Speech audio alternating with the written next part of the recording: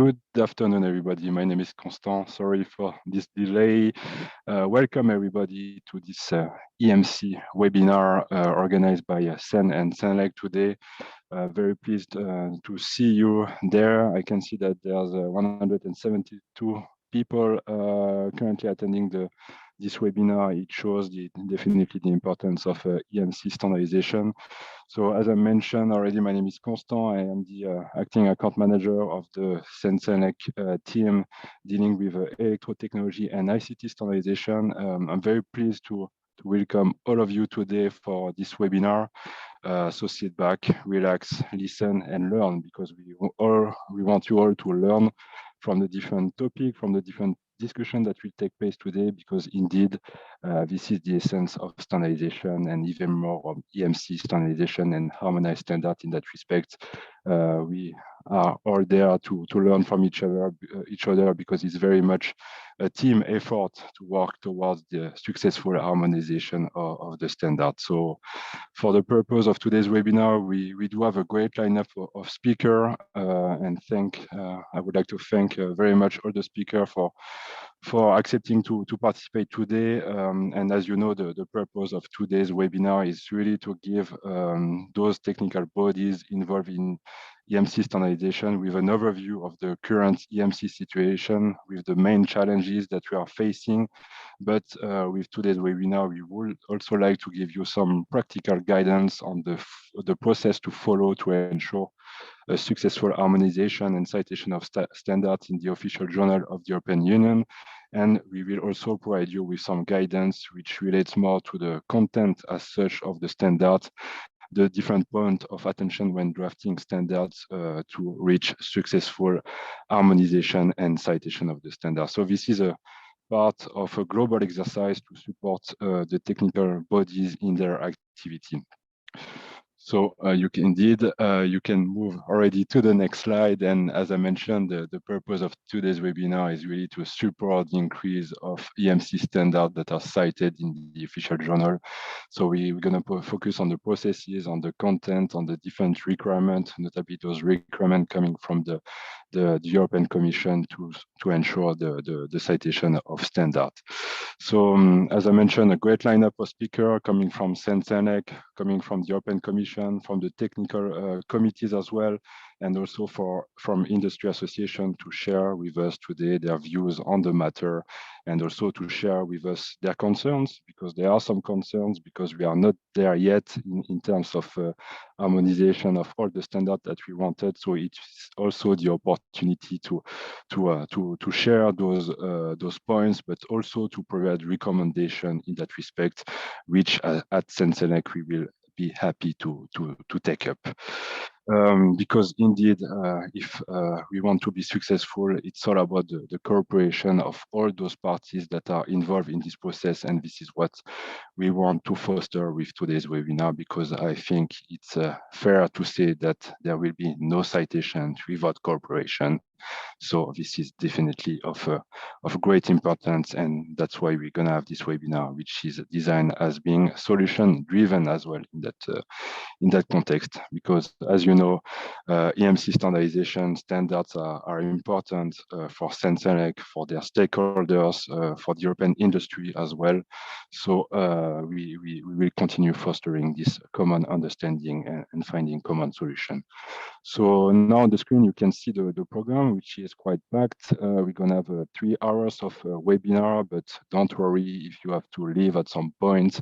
The webinar will be uploaded on the Senelec website. We will also try to split and upload the different parts independently, so you will be able to listen to the part that is of direct interest to you. Since we do have a packed agenda, it will be also very important to respect the timing. So I would like to invite the speakers to be very careful about that. And in case you don't have the possibility to finish your presentation, again, they will be uploaded on the Senelec website. And also today, it's as I mentioned, it's part of the guidance we would like to provide to the different technical bodies, and following up on the different recommendation discussion. It may also be a starting point for creating and delivering some other guidance materials in that respect. So indeed, to finalize my opening, I will not spend too much time, but here just a recap of what is a harmonized standard. So this is a standard that is developed either by SEN, SELEC, or ETSI, and by the way, those three ISOs are involved in EMC standardization, and which at the end, if meeting all the different criteria, those harmonized standards are cited in the official journal, giving a presumption of conformity for those manufacturers who apply these standards. So a great added value for the European market, and one of the major success of the single market of the European Union. On the next slide, you will see, of course, the famous interaction between standardization and EU policy making. So as you're a technical body officer, member, or expert, I guess you are very much familiar with that, but it's always important to make this recap to demonstrate that you are working hand in hand all together to reach a common goal, which is the citation of the standard in the official journal. And then, as you may have noticed, this is formally a SEN-SENEC webinar, because both organizations are involved in EMC standardization, but the reality is that the vast majority of those standards candidates for harmonization are coming from IEC, which means that they are developed in parallel with SENELEC. So despite the fact that it's a SEN-SENEC webinar, we will put a particular focus on the particularities of harmonization when we are facing projects going in parallel together with the IEC. Last but not least, and that's my last slide, I just would like to share with you an overview of the SEN-SENEC Strategy 2030, which has been approved a couple of months ago. And so I would like to invite you to have a look at the details of the strategy on the SEN-SENEC website. And you will be able to find out that harmonized standard, the citation of harmonized standards, is the priority of SEN and SENELEC in that respect, and also the alignment with international standardization. So two aspects that are very relevant for today's webinar as well. So with that, I'm done with my opening. Thanks again for joining this webinar. I hope you will learn a lot. And in any case, I would like to ensure you that your CCMC project manager is there for you to follow up on any aspect and to provide you the fine-tuned guidance that you need. So I will leave the floor to Federico from the European Commission to talk about the process and the roles for the citation of the standard. So Federico, the floor is yours, and thanks again for joining us today. Thank you, Constant. Good afternoon, everybody. My name is Federico Musso. I work for the standardization unit, the horizontal standardization unit in DG GROW. As such, I'm not specifically an expert of any of these sectors, but we manage the overall standardization regulation, the overall horizontal aspects, as well as the system of HAS consultants for the assessment of harmonized standards. So next slide, please. So first, the context in which all harmonized standards operate. The regulation 1025 of 2012, from which is called the standardization regulation, which sets the main rules, processes, the roles, the respective role, which recognizes the basically the monopoly of the three ISOs for the development of European harmonized standards. And then, apart from the legislation, the horizontal legislation, we had a number of rulings of the court. The first one, the milestone ruling, was the James Elliott judgment of October 2016. It was the first, not the last one, but the first one ever of the European Court of Justice on harmonized standards. And it had a lot of implications. Basically, this is where the situation that we are, let's say, working on today when it comes to standardization request, to publication of harmonized standards, to the assessment, was generated. The combination of the regulation plus the court jurisprudence set the scene in which we are all now working in. In particular, the James Elliott judgment, recognizing harmonized standards as a measure of EU law, and so basically on the basis of the legal effect, concluded that Because, however, this measure is developed by private organizations, it follows that this delegation that the European Commission, the European Union makes to this organization must be a control delegation in which the Commission, in line with the regulation, plays a fundamental role. And these are the articles in particular, 10.1, 10.5, and 10.6 of the regulation. Particularly 10.5 is important for the part of the assessment of draft harmonized standards. And if we go to the next slide, please.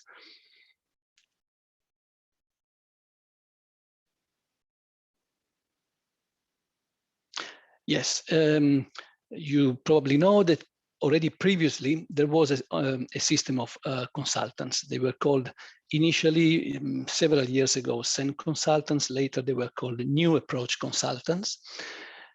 Basically, the assessment of conformity of the draft harmonized standards was, however, delegated to the 3 ISOs, actually to the 2 ISOs, because ETSI was not covered by this system. These new approach consultants were financed by the Commission by a grant, but they were contracted and managed by SEN-ELEC, by the SEN-ELEC Management Center. The role they played was also not only limited to assessment tasks, but they participated also to the drafting work, for instance, in the technical committees. However, after the James Elliott ruling, the Commission realized that we could not legally delegate fully to the ISOs the assessment of draft standards, because Article 10.5 basically poses an obligation on the Commission to assess jointly with the ISOs the conformity of draft harmonized standards. And so the Commission services started to try to verify and assess the conformity of the standards. And we found ourselves quite quickly in a situation where there were, in many sectors, in many cases, different views between the Commission services and the assessment of the new approach consultants. As a consequence, standards were not cited. Many standards were not cited in the official journal. And in the years between 2016 and 2018, quite a huge backlog of uncited standards started to pile up. Following slide, please. This was, of course, not a good situation, not satisfactory for the Commission, nor for the ISOs, nor for the industry, and not for the member states. So basically, in order to comply with this legal obligation that we have on Article 10.5 to assess draft standards, Commission realized we needed technical assistance. In-house, we don't possess all the necessary resources and expertise. And on the other hand, we felt that there was no way to base our legal task on the work of new approach consultants that were not contracted and managed by us. So the decision was taken to discontinue the financing of the new approach consultant system and replace it with a new system directly managed by us. And so on the 1st of April 2018, the new system of harmonized standards as consultants replaced the new previous system. These consultants work closely with and on behalf of the Commission's units in charge of assessing the draft standards. So basically, they support the Commission in carrying out this assessment of draft standards under Article 10.5 of the regulation. Of course, we set the criteria. There must be alignment between the views of the Commission and of the consultants. And the main references are, of course, the standardization requests and the legislation. Following slide, please. So basically, the consultants in supporting the Commission services must do what the Commission would do normally in absence of consultants. This means that we don't participate to drafting. This is reserved to the ISOs, to the experts in the technical committees, as well as from consensus building process of the ISOs, which must be able to take place independently from any influence from the Commission. It's also very important that the consultant do not have any conflicts of interest. So we have checked the background. In some cases, we even asked them to renounce certain positions that they were holding in technical committees, for instance, at national or European or international level. to ensure that there is no possibility that the assessment are in some way biased. It's important to stress that the results are not binding for the Commission. Of course, we rely heavily. It's very important for us, the assessment work of the consultants. However, legally speaking, we cannot delegate our legal obligation and legal right to external private consultants. So while we normally tend to agree with them, we are not bound by these assessment results. This assessment work is done to support us, not to replace our role in the system. My unit, the horizontal standardization unit in DG GROW, coordinates the overall HAS consultants system. We have been providing since the start of the system guidance, periodical trainings on horizontal aspects to ensure as much as possible consistency in the work of the consultants. I would like to stress horizontal aspects. So my unit has a horizontal expertise, not a sectoral one. So we provide training on elements like Annex Z, normative references, and this kind of elements. If, however, in some cases, there is a need also for additional training to ensure consistency from a sectoral point of view. This is, of course, the responsibility of the sectoral units, and many of them have indeed had coordination and training meetings with their consultants, have provided guidance to them in order to ensure consistency also on the more sectoral technical aspects. And following slide, please. Yeah. So my unit has also developed the assessment report template, the initial one and the revised one that was introduced last year. And probably this is very important for you to know. We didn't really develop new guidance documents. We simply invited the consultants to apply in a very strict manner, very consistent manner, what was already developed before. So the European Vademecum from 2015, the checklist from 2016, it was developed by the Commission and also sent to the ESOs, CENELEC and ETSI, so that they could forward it to their own technical committees in order to facilitate the self-assessment work of the technical committees. I know that, for instance, ETSI even publishes the checklist on their own website. And also we looked very well into the CENELEC's internal regulation part 3, and we found that indeed they are in most points excellent guidance material. And in fact, we have also noticed that if the TCs followed very precisely what's in the internal regulations part 3, in most cases, many of the problems or the findings in by the HAS consultant will be avoided. So it's really a matter of knowing and applying very well the internal regulations, because these really are is good guidance materials. And we also have provided the HAS consultant with this regulation, inviting them to know them and to invite also to encourage the TCs to apply these regulations very precisely. Some sectors, as part of the work to provide guidance and coordination to their consultants, have also developed own checklists on specific aspects. And of course, for the training session that we organize regularly, we prepare training material, presentations, etc. But we build on the previously mentioned document. And in fact, if you look at the checklist from 2016 and the assessment report template, you see that clearly this was the basis for the development of the assessment report template. So much for the HAS consultants. I hope I understand that later there will be another presentation in which the work of the consultants will be presented more in detail, but I wanted to provide a little bit of a general context of this system. In the following slide, I would also like to provide some information on the changed system of publication of references in the official journal. As you know, in the past, what happened was that when the new list of references had to be published, we published a communication in the so-called C series of the official journal, already in the form of a consolidated list. The new standards were included in the list. The standards that were meant to be withdrawn were simply no longer included. That was more or less how it worked. The decision was taken at a very decentralized level. Basically, the sectoral unit in the Commission that was really responsible for a specific directive or a specific regulation would decide which standard, which references should be published, and they would directly themselves at unit level launch the publication process. So it was very decentralized. Not, however, following slide, please.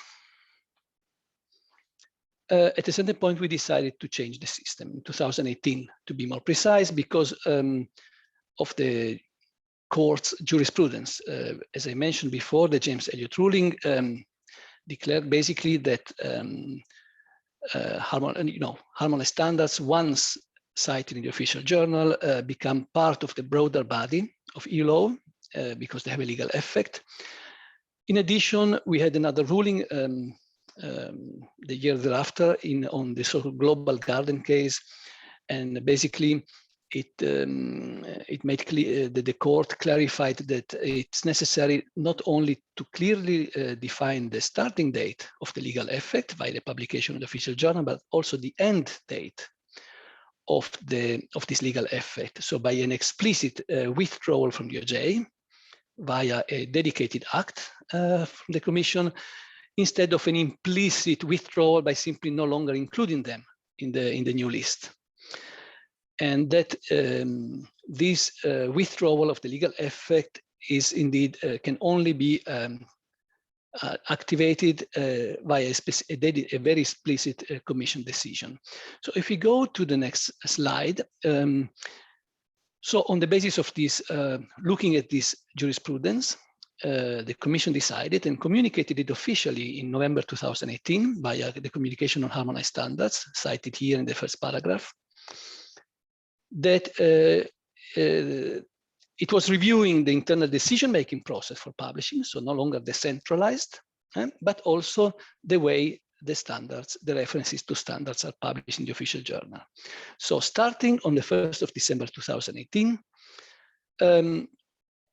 the publication of references happens via Commission implementing decisions, which are published, adopted first of all by a formal legal procedure by the College of Commissioners, so Ms. von der Leyen and her peers, and published in the L series of the official journal. The L series, it's very different from the C series. The L series is used for legally binding acts. So L stands for lex, law, while the C series is usually used for non-binding acts, for information, communication, documents.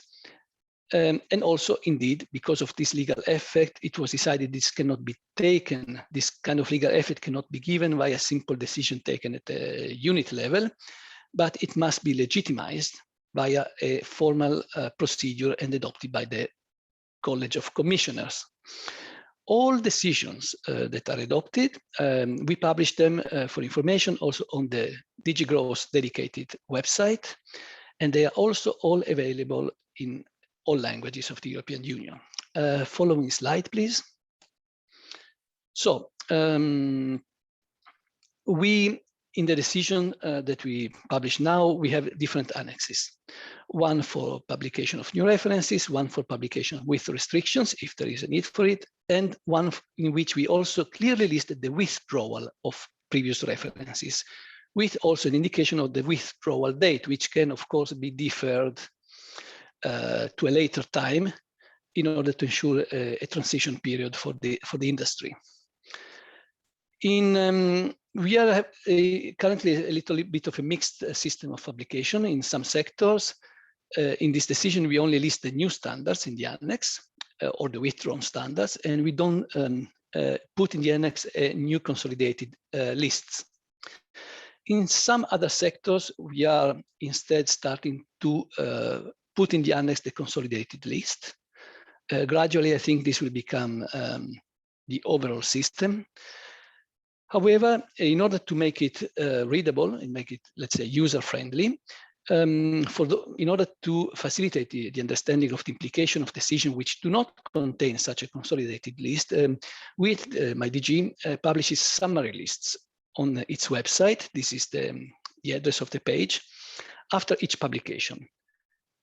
The summary list is provided in two formats, PDF and Excel, and are updated usually within 1 or 2 days after the publication in the official journal. So you can always have, in a way, a consolidated list, even if in the official decision, this is not present.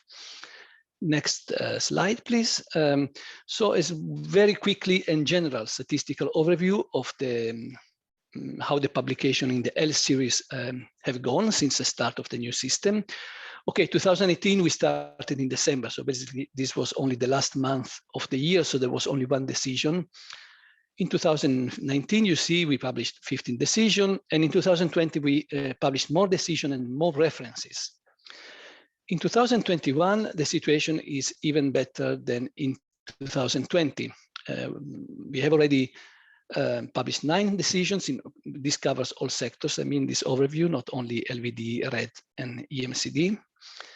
And there are several more in the pipeline for adoption. I think there are currently 82 references spread over a number of decisions that are for which the internal adoption process has been launched. And overall, we also monitor the speed, our internal, let's say, processing time. And I must say that we have been improving steadily. In 2019, we really needed to adapt to the new system. I must say that in 2021, we have almost in average 2 months quicker to finalize our internal. So far, 50 days quicker than in 2019 in average. So we are also becoming quicker internally. And at the same time, so we have basically worked away most of the backlog of pending standards. There are still a couple of sectors which have an amount of pending standards, but for instance, for EMCD, there is no backlog currently. And I think the next one should be the last slide, possibly. Yes, just a brief mention on the date of withdrawal of reference to standards. I mentioned that the Global Garden ruling said that it must be explicitly foreseen in the legal act by the Commission. Basically, the withdrawal means the termination of a legal effect. It's not this, the withdrawal of the standard. It's only the legal effect. So as I mentioned, there is a specific annex to each decision, with a list of withdrawn references and the respective withdrawal dates. And I would like to stress there is no automatic alignment between the date of withdrawal from the OJ and the date of withdrawal that is normally indicated in the superseding standards. This is a different thing. This is a deadline for national adoption of the new version. We saw a need to harmonize a little bit the system to give it predictability. And so now we intend to use the 18 months transition period normally used for legislation. So normally when a directive replaces another one, it's the average, the normal, let's say, transition time given between the two directives is 18 months. But of course, exceptions are always, if they are motivated, always possible. They can be longer or shorter periods of transition. But this is something I wanted also to mention. And I think this was my last slide. I think the next one is simply the concluding one. And that I hope I managed to be in time to respect the timetable. Thank you very much, Federico. Great job for being in time, quite accurate. So thank you for that as well, and for this presentation, which was quite explicit. I see in the chat that we received a question about the DOW and the DOCOPOCOs, but I think that you addressed it. And anyway, we will be able, if needed, to take it offline with all of you that are interested in this issue. So without waiting and being careful about the timing, I would like to move on to the next presentation, which will be taken care of by my colleague Frédéric, and which will introduce you the process for successful harmonization, because beyond the content, the different requirements, as they were presented by Federico, there is a need to fulfill the requirements in terms of process, which are crucial to reach successful harmonization. So Frédéric, thank you. The floor is yours. Thank you, Constant. So good afternoon, everyone. So I'm Frédéric Mlanao. I'm a project manager at Sensenelec in the electro-technology department. I'm very happy to be with you this afternoon in this webinar, and I will. I'm going to explain the process for developing harmonized standard process that will hopefully lead to successful harmonization. And through this process, we will discuss the interaction between the European Commission and Ernst & Young EY, that is the HAS contractor, the technical committees, and CCMC. So harmonized standards are developed in the same way as any other standard in CEN and or CENELEC, but with additional considerations. All harmonized standards shall include an informative Annex ZZ for CENELEC, ZD for CEN, demonstrating the relationship between the clauses of the standard and the regulatory requirements. For standards developed under the Frankfurt Agreement, a normative Annex ZD shall be included as well. Harmonized standard candidate should be assessed by a HAS consultant.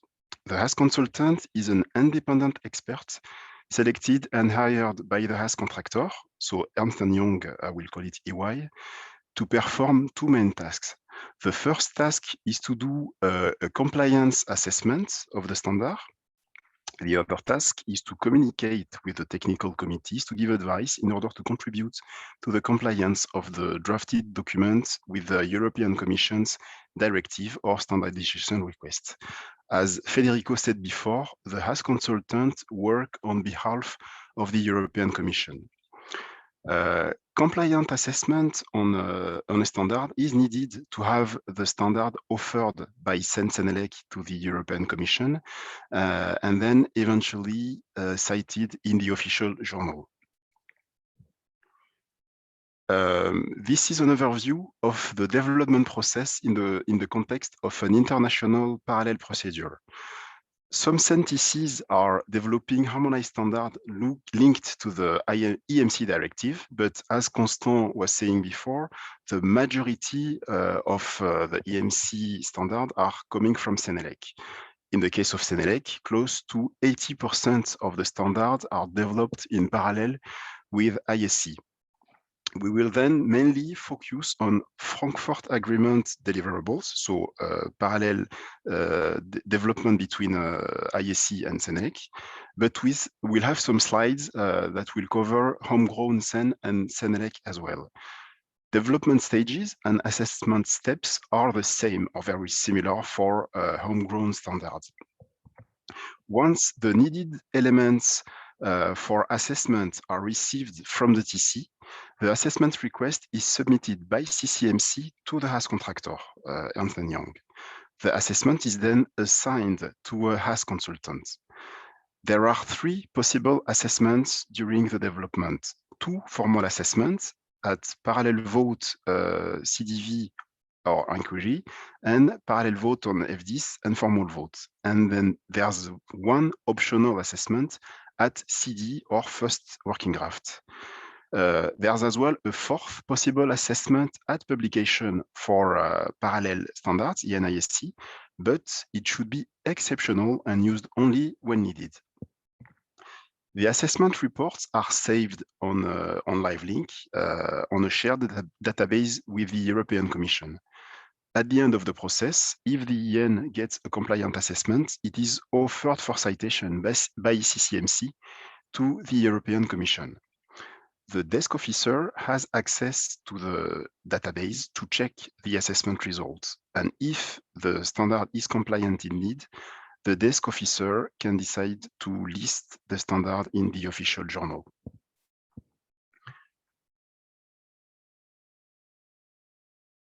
Yeah, we saw there are mainly three possible assessments corresponding to development stages. So CD, first working draft assessment, parallel vote on CDV inquiry stage, and then parallel vote on FDIS, formal vote stage assessment. At any of those stages, an assessment can be requested. There's only one assessment possible per stage though. As said earlier, for ENISC standards, there could be a last assessment at publication, but it should be exceptional. Let's focus now on when the assessments should be requested. CD first working draft assessments are requested upon TC request. We highly encourage technical committees to request first working draft assessment, as it significantly increases the chance of receiving a compliant assessment at the end of the process. For the assessment at parallel vote on CDV, once the CDV notification received, CCMC contacts the TC for the needed European element. The assessment is requested before the CDV starts. If we don't receive the needed elements needed for the assessment, the parallel procedure proceeds anyway, since ISC has the lead. The assessment can still be requested once the parallel CDV has started. Same principle for the parallel vote on FDIS. Once the notification received, CCMC contact the TC for the needed elements. As well, if we don't receive the elements on time, the process proceeds. We know the assessment at publication should be exceptional. It could be needed when the assessment at parallel vote on FDIS formal vote is not compliant, and the required modifications are only related to the European annexes. As a reminder, after the closure of the parallel vote on FDIS or formal vote, the text of the draft standard cannot be modified anymore. Hence, only the European annexes, Annex Z and ZA, can be subjected to final modifications before publication. For homegrown standards, first working draft assessments are requested as well upon TC request, and it is again highly encouraged to engage in the process as early as possible. For the formal assessments, so inquiry and formal vote, they should be requested when the translation stage starts. It's visible on the graph on the left, on the right, sorry. When delivering the draft standard for vote to CCMC, the TC secretary should also provide relevant documentation with the transmission notice. When launching the translation procedure, CCMC will submit the draft standard with the relevant documentation for assessment. In case of lack of compliance at formal vote, the start of the vote could be suspended for maximum 12 weeks to address the consultant's comments. This is in the case of a homegrown standard again. Let's review the elements needed from the TCs in order for CCMC to launch an assessment request. For the first working draft assessment or CD assessment, on top of the draft text, the package submitted will have to include the first draft of the informative Annex Z or an indication of how the essential requirements are intended to be covered. For the formal assessments, so inquiry and formal vote that are parallel vote on CDV and parallel vote on FDIS, the informative Annex ZZ is mandatory, as well as the normative Annex ZA. Also, TCs need to deliver the response to the consultant's comments received at previous stage, if any. It is reminded that it is necessary to resubmit to CCMC all necessary elements at each stage. Those provided for earlier stages cannot be taken into account, as they may have been changed following technical work in the TC. Note that the normative Annex ZA is not needed for homegrown standard. Yeah, side notes as well for Annex ZA, CCMC is currently preparing a webinar with the goal of explaining how to deal with normative references. It should be given somewhere in June, and we will keep you updated. If a pub assessment is needed, the updated elements will also be needed for the requests. But again, I insist, the pub assessment should be exceptional. We saw the HAS consultant has two main tasks. The first is to perform an assessment on the standard candidate for citation. The second is to communicate with the TCs. The European Commission has estimated the division between compliance assessment and communication to be about 80-20, which could be adjusted according to the European Commission effective needs. TC can contact the HAS consultant once the assessment has been requested and when the assessment report is available. It can be needed to organize a meeting with the HAS consultant to discuss the assessment report and clarify some points. For meetings shorter than 4 hours, technical committees or CCMC project manager can engage directly with the consultant. For meeting longer than 4 hours, the meeting request should be made using the link available on this slide. The request must be entered at least 4 weeks prior to the scheduled meeting. And whenever you communicate with a HAS consultant, please keep your CCMC project manager in the loop. Be aware that there's no notification when an assessment has been requested and allocated to a consultant. As well, there's no notification when booking a meeting using the Ernst & Young link. So the system lacks some transparency. I have a side note, about the communication with the HAS consultant. As most of you already probably know, the ratio is not 80-20, but it's more 100-0 for now. It means that for now, communications with the HAS consultant are not allowed anymore due to budget reasons. It should be temporary though, and we are working with the European Commission to find a solution to resume the normal communication process. Now, let's review some good practices for a successful assessment. We once again invite you to start the assessment process as early as possible.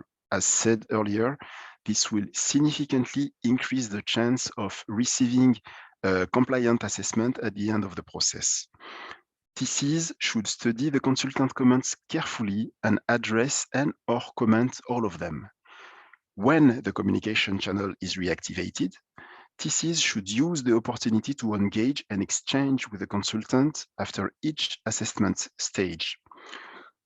HAS consultants may as well communicate with the TCs while assessing the drafts and before submitting their final report to Ernst & Young. That could avoid some potential misunderstanding.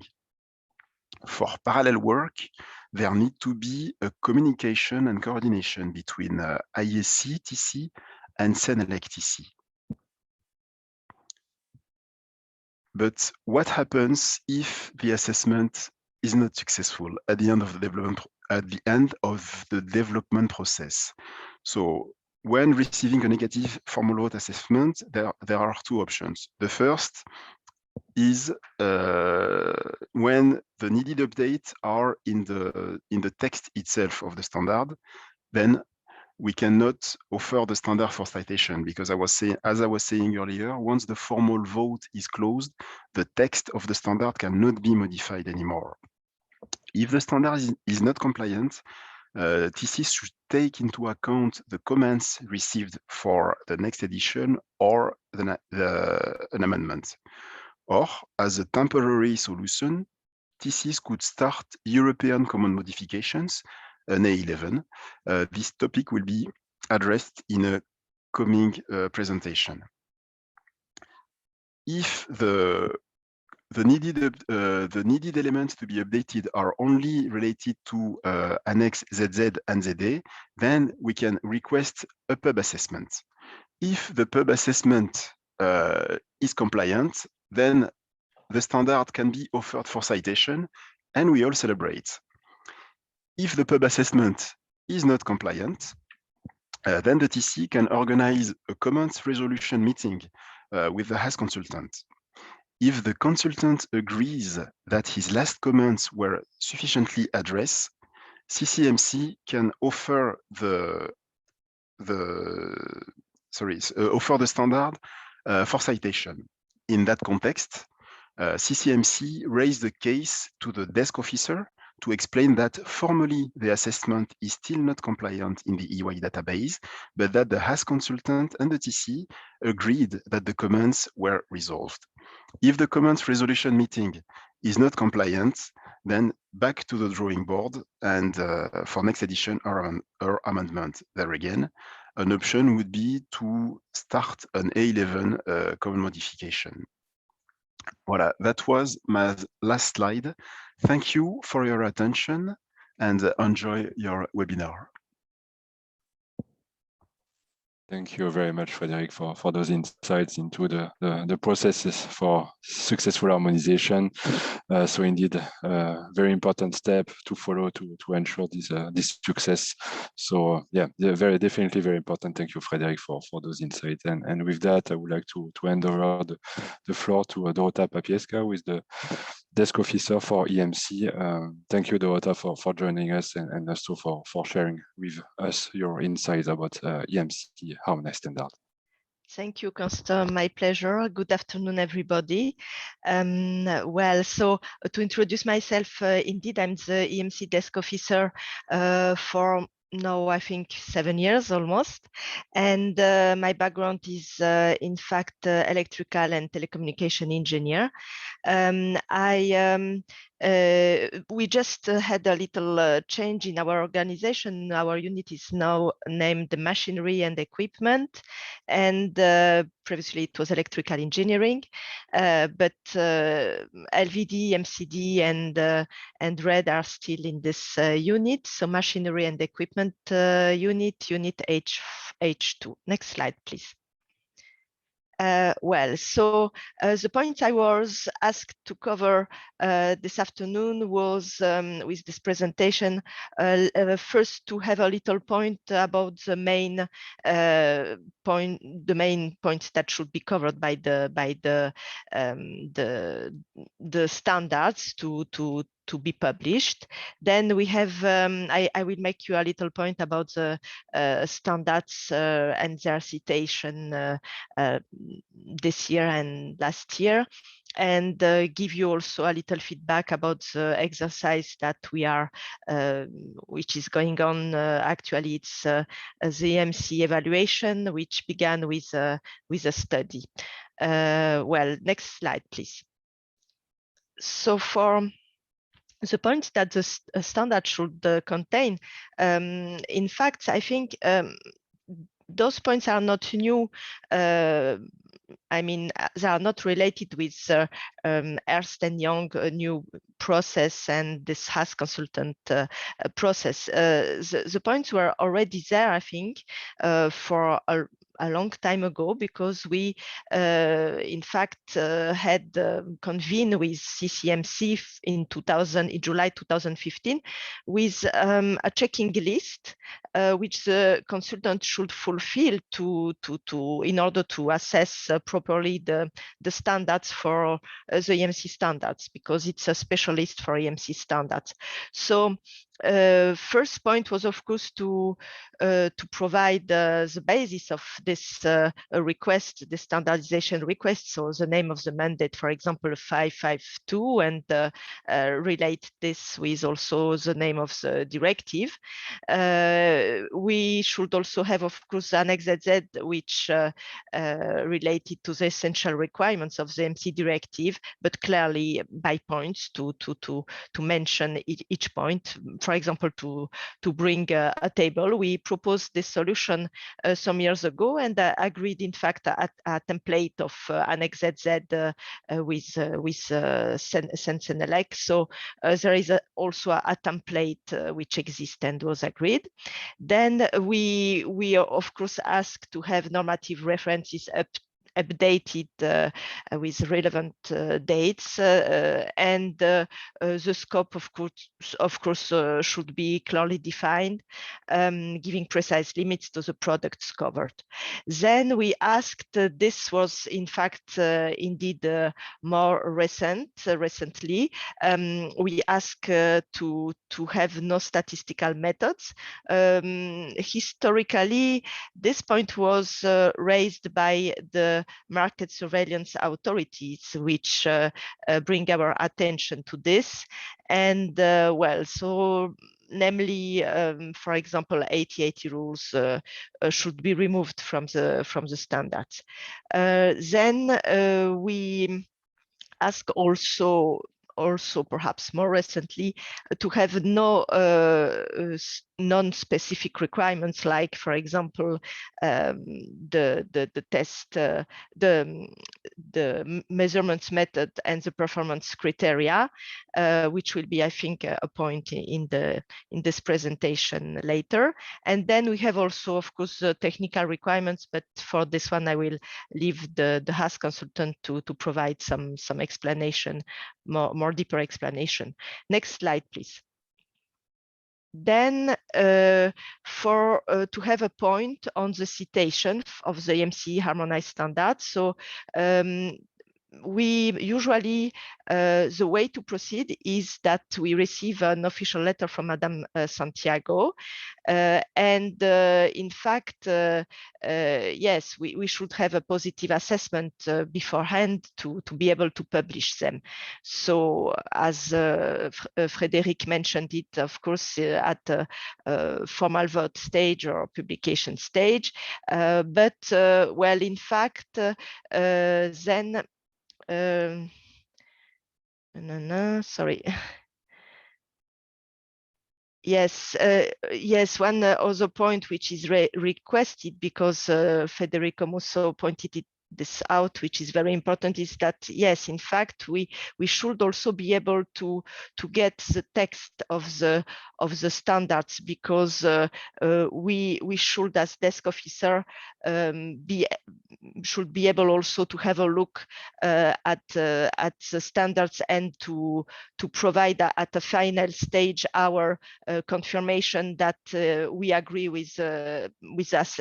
I mean, the assessment done by the consultant. So we should have the text, and in fact, this text, I mean the EN, so which we call the cover, and also the CISPRE, so the corpus of the text should be provided by CCMC in order to have it and to be sure that we have the right version.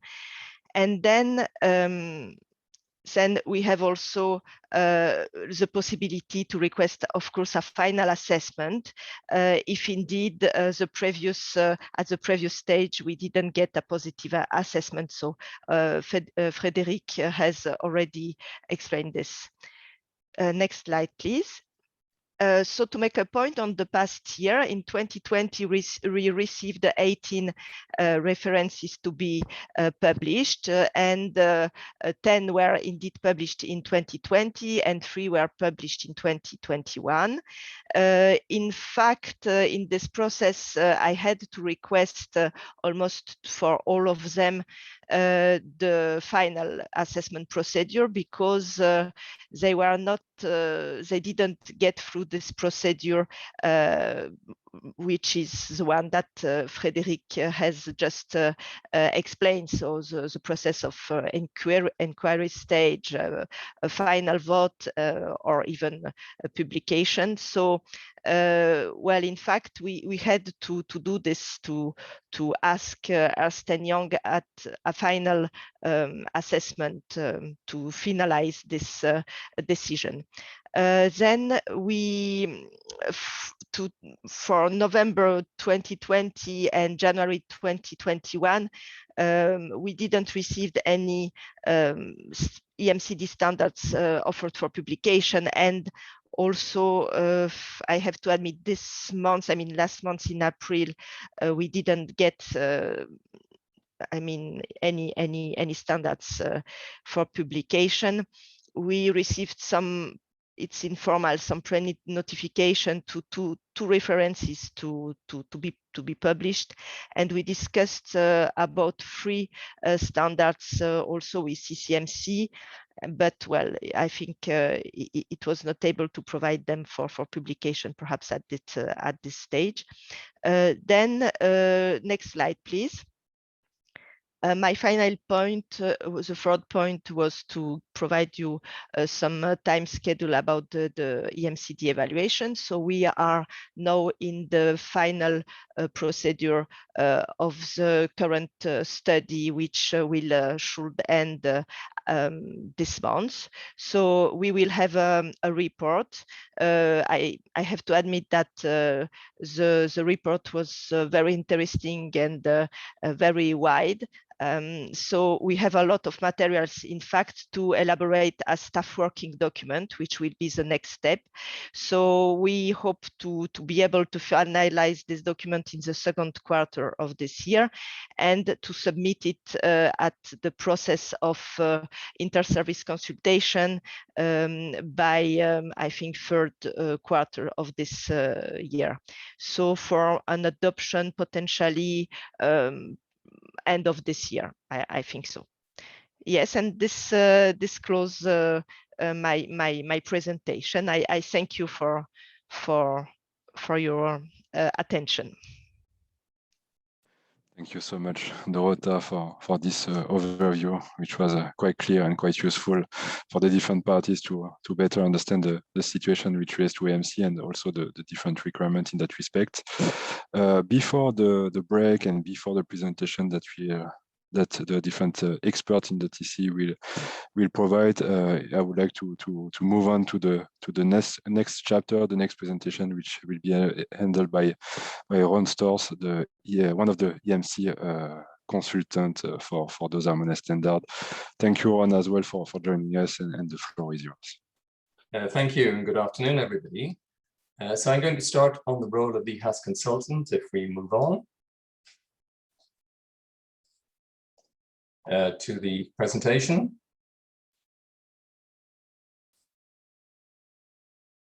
Okay, the role of the HAS consultant in very condensed form, the primary role is to assess the legal suitability of a harmonized standard that is offered for citation of the OJ.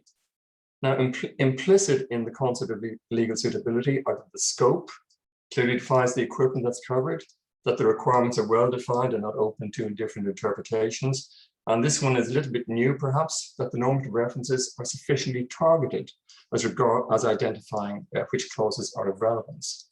So as a result of that, the assessment is not confined to the Annex ZA and to the Annex ZZ. Next slide, please. Now I want to get into the operational aspects of what happens if a standard is revised or amended. So starting with the revision of a standard, if a standard is revised, the assessment must cover not only the revised parts, but also the complete standard that is being revised. Now, the reason for this is that the revision of the standard is essentially leading to a new version of the standard, and that would be superseding the previous version. So a full assessment is always carried out in this case. Again, in cases of revision, it's the complete standard, including the revision. Next slide, please. Now, there are two cases of amendments to a standard. And the one that does not occur so often is the amendment to a standard that is not in the OJ. Now, if a standard is being amended not already in the OJ, the assessment must cover the amendment and the complete standard being amended. Now, there is an exception here, and that is if the standard being amended was previously assessed, then it should be sufficient to verify that the amendment correctly solves all the issues flagged in the standard's previous assessment. And this draws attention to the fact that there is an expectation with amendments that they actually deal with existing problems and standards. And this is particularly the case where the amendment is developed in the IEC, and then apparently often that no consideration is given to the needs of the EM. Next standard, please, or next slide, please. So amendment to a standard in the OJ. In this case, the amendment is the assessment is only dealing with the amendment. So the assessment will focus on the amendment, and the assessment result is based only on the evaluation of the amendment. However, the HAS consultant will always flag any deficiencies in the standard in the common form of the TC. And the intention is to encourage the TC to use this opportunity provided by the amendment to address any issues. And most importantly, the Commission will read and be aware of any problems in the standard, and they can then decide to cite the amendment or not, and they can go further and decide to actually withdraw the standard from the OJ if necessary. Next slide, please. So the case for all amendments or revisions, the Annex ZA and the Annex ZZ and new EN should always be updated to deal with known problems. Now, there is a limitation of what can be done in the Annex ZZ. And I think the limits are that if there are problematic clauses or subclauses in a standard, you can deal with these in the remarks column, simply stating that those parts of the standards do not give presumption of conformity. But generally speaking, it's expected that the TCUs use every opportunity they have, whether a revision or an amendment, to improve the legal quality of existing standards. And we have to remind you that TCs cannot be complacent and take the attitude that once a standard has been cited in the OJ, they no longer have to bother about known problems. The Commission always has the legal power to, on their own bat, decide to withdraw standards in the OJ, even if a new version is not being offered. Next slide, please. So it's important to understand that for these sectoral directives, the RED, the EMC, for example, there are checklists, and these checklists are applied as part of the assessment process. And what I've done here is I've actually extracted part of the sector-specific technical requirements from the EMCD checklist. Now, the first two rows you have here actually filled in as statements by the consultant, and the first one actually says that the harmonized generic EMC standards, together with state-of-the-art standards, for example, EN 5532 and EN 5535, the multimedia standards, which are very state-of-the-art, that these have been used to establish an appropriate reference for the assessment. And if the consultant has done that, then he checks the OK.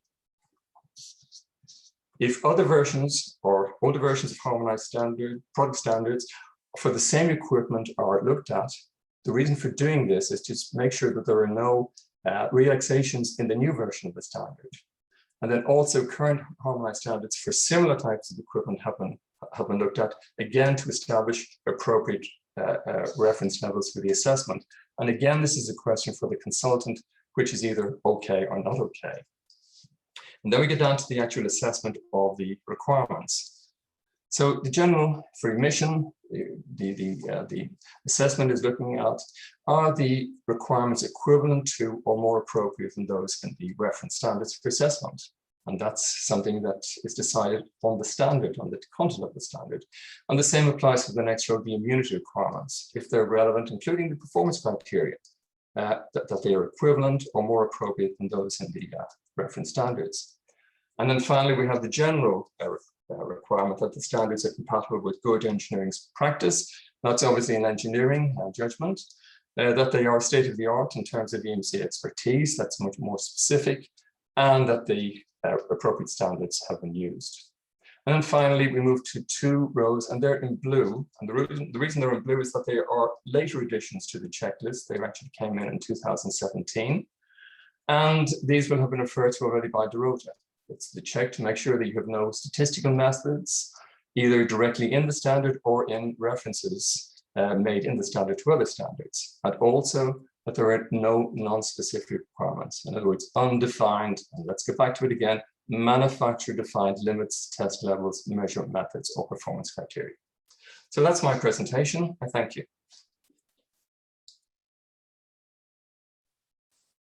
Thank you very much, Ron, for this overview. Once again, very useful for telling those technical bodies about what are the main requirements, and also very important point on how to deal with amendment or revision of standard, because as you all know, it's possible that a given standard receive a negative assessment, that it was not cited, and since we are working in parallel with IEC, once there's a new amendment or a new revision coming up from the IEC, it must be the opportunity to address some previous compliance concerns.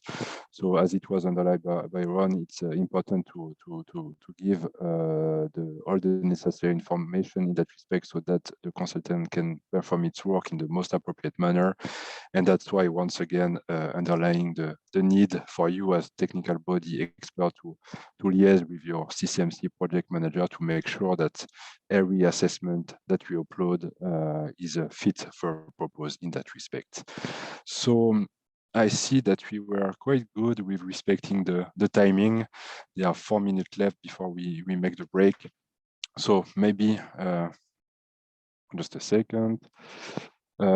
Yeah, so maybe just before entering the break, which we start in 4 minutes, I would like to just address something that was mentioned in the chat about this relation between IEC and Senelec and the need to start as early as possible the harmonization process.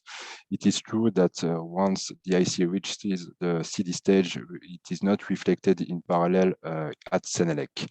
That's why it is very crucial to ensure a very dynamic link between the Senelec TC and the IECTC, notably through the European experts that are working in the IECTC, and to try, and this is the role of the Senec Secretary, to try to anticipate as much as possible any future development step at IEC, because as it was mentioned by Frederic, it is crucial to start the harmonization process as early as possible, because from experience, we notice that when we start the harmonization process at formal vote, it's very likely that the outcome going to be negative. And I would even say if we start the harmonization process at inquiry, there are also low chances of reaching successful harmonization. So this is really a point of attention, and for which we can continue to work all together on, because it's about finding solution in that respect.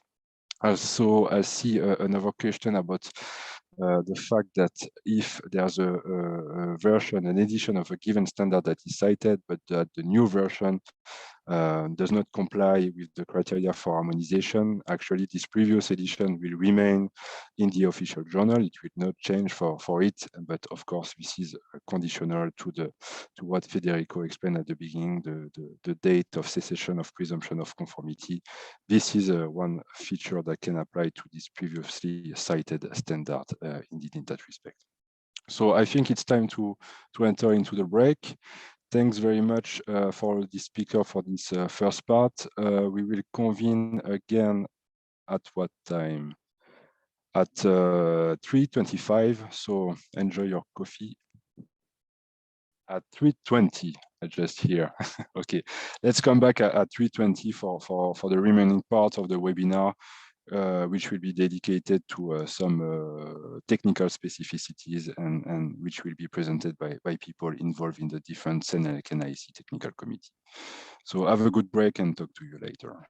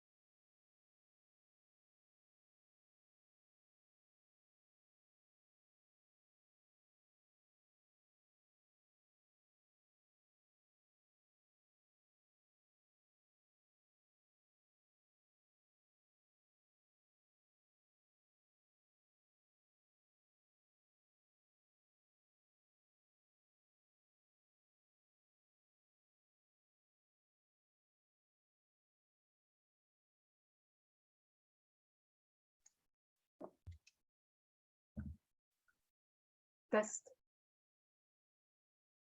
Test.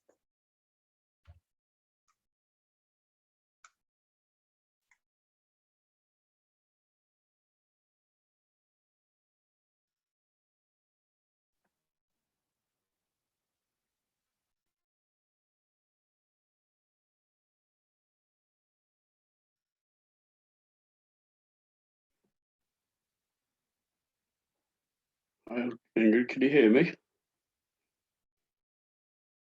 Yes, John, we can. Okay.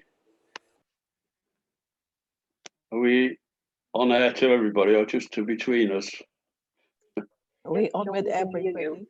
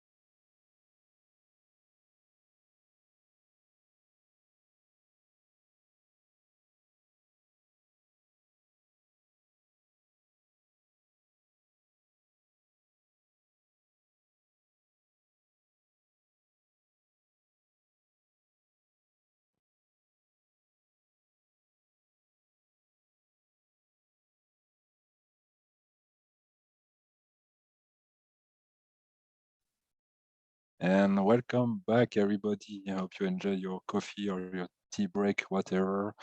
So as you can see on the program, we will continue this EMC journey with some presentation from people coming from different technical committees, and starting with the main one in that respect, which is Senelec TC 210 on EMC, with John Davis and Naomi, who's going to present the role of Senelec TC 210 in the context of what we mentioned already so far. So John and Naomi, the floor is yours, and you have until 3:45 to finalize your presentation. Thanks so much. Thank you, thank you, Constant, and good afternoon, everybody. I'm John Davis.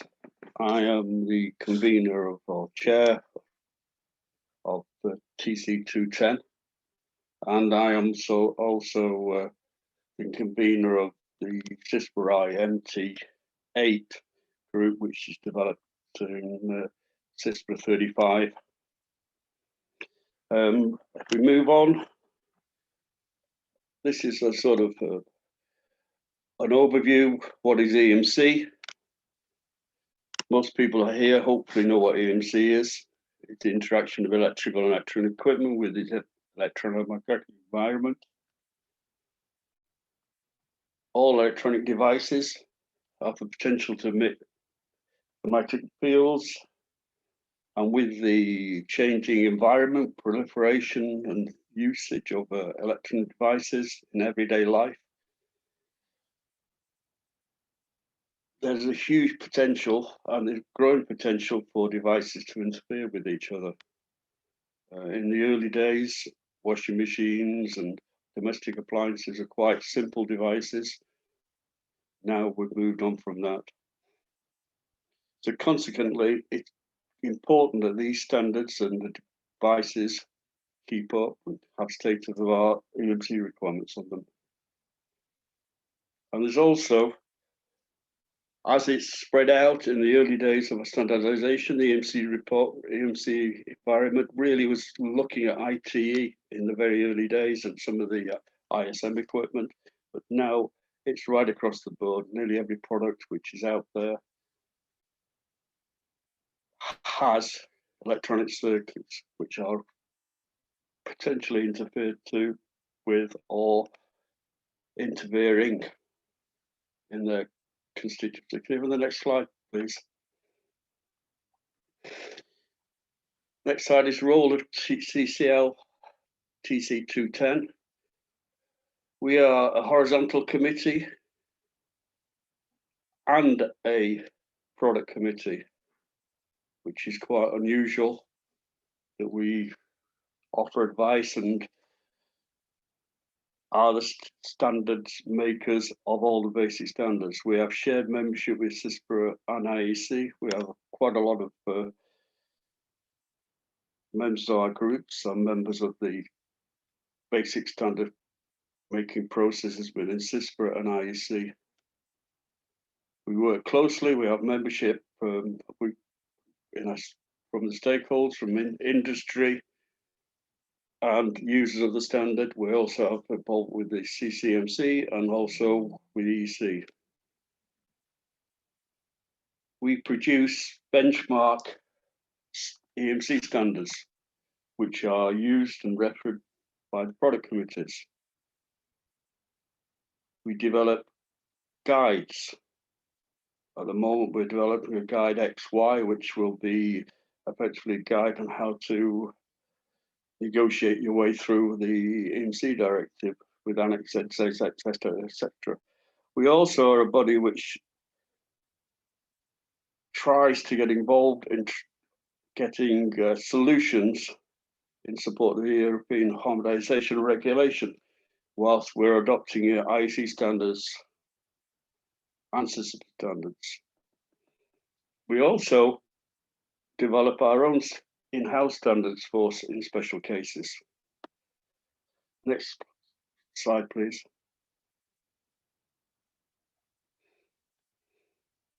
This is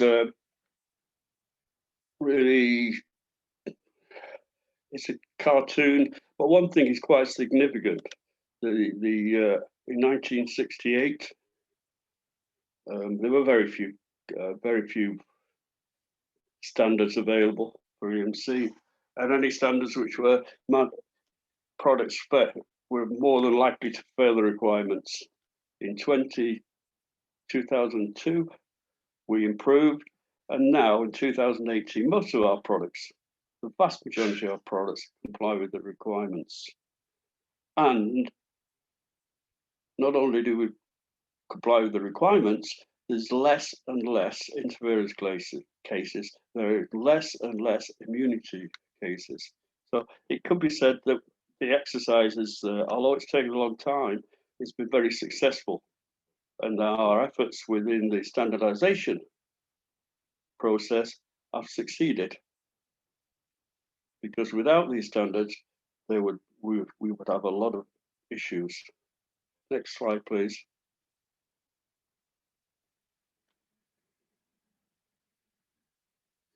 Right. If I say now, in 210, we deal with a wide range of product families, generic and basic standards. Some of these are initiated and developed within the European Technical Committee, 210 itself. However, the majority result in its cooperation with IEC TC77, Electromagnetic Compatibility, and with the IEC CISPRA Committee. TC10 works on alignment with European legal requirements for the Electromagnetic Compatibility Directive, and in a smaller scale with its corresponding radio directive. These efforts seek the highest alignment possible with IEC and CISPRA work. For the obvious reasons, we do not want to differ significantly, if at all, from the world-based standards.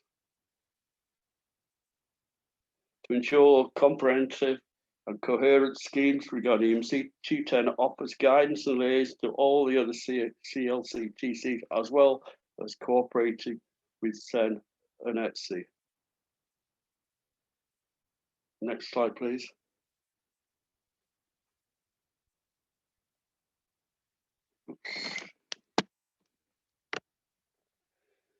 In our role as horizontal committee, many of our standards are used by SEN and SENELEC. They reference in our generic or product standards such as 55011, the industrial emission standard, 55014-1, which is a household appliances emission standard, 14-2, which is the house appliances immunity standard, 55015, which is the lighting products, 55032, which is now multimedia emission requirements, and 55035, which is the immunity requirements for multimedia. Other product families such as 61032 and 33 are also within our remit. These are the harmonic and flicker requirement standards, which are applicable to all products which plug into the main socket. We also are involved in the basic standards, EN 61004 series, which are the test series for ESD, for fast transients, radiated fields, etc. All our standards are used by other committees. So being a committee in the forefront, we realize once our standards are blocked or fail to qualify for harmonization, all the other technical committee standards which reference to ours will also be blocked or failed to qualify for harmonization. We develop, as I said earlier, our homegrown standards such as PLT, where we could not succeed within the CISPRA world. We could not achieve any success, so it was eventually decided to develop our own standards, and as such, they were put back to CISPRA, who didn't decide to opt them. Next slide, please.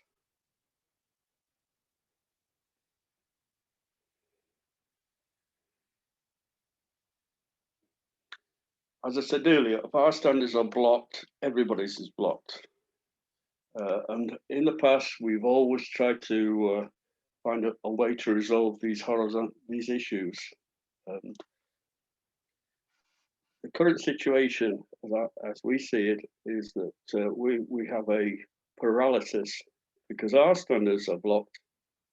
Everybody's standards are blocked. So as part of our role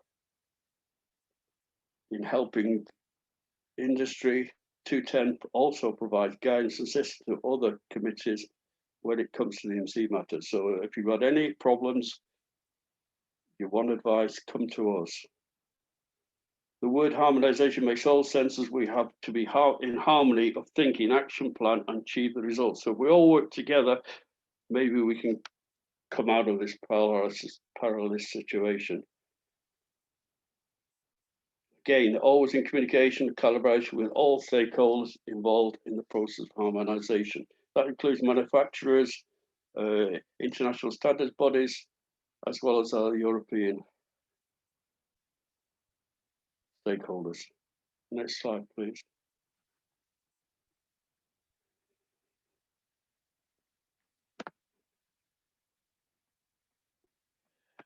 Some earlier this year, it was decided, or I decided, that I was hearing reports from other technical committees saying they were having issues with assessments, and when they'd resolved an assessment, they went back and they were having more problems. So I decided to do an analysis of all assessments which have been done in the last 18 months. So all the HASC consultant EMC assessments on the EMC directive, I looked through, and I looked through the base documents as well. I did not look at 210 standards because I've seen them. And they were, when I went into the exercise, I believe that the real issues were the HGAT rule or statistical methods and the performance criteria problems. And latterly, the measurement uncertainty in particular, this is applicable, this is a problem for 61033, which is a product family standard. So in summary, I found many issues. Some of these critical issues are easy to fix, and I'll talk about that later. Others were, one of the other findings was that I found that there was an uneven assessments, I'll call them uneven assessments, in that at the time I found that some assessments were far more detailed than others, with far more problems than others. And it sort of concerned me at the time, because some were more technically challenging the technical content of the standards, which is obviously far more difficult to change than others. So if we move on to the next slide, please.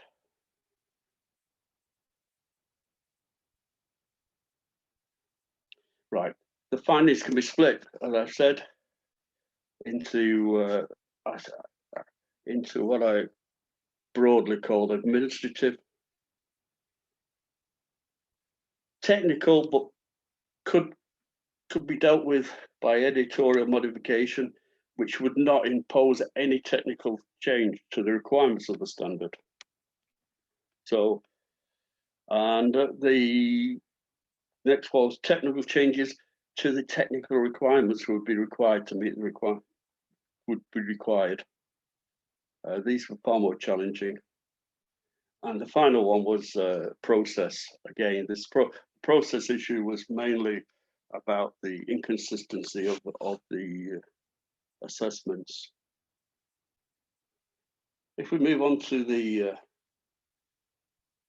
next slide, please. Okay, so these are what I call the administrative things, which we should be relatively easy to resolve within our control, i.e. they are European. We don't need to change anything at the international level. The first one is the forward.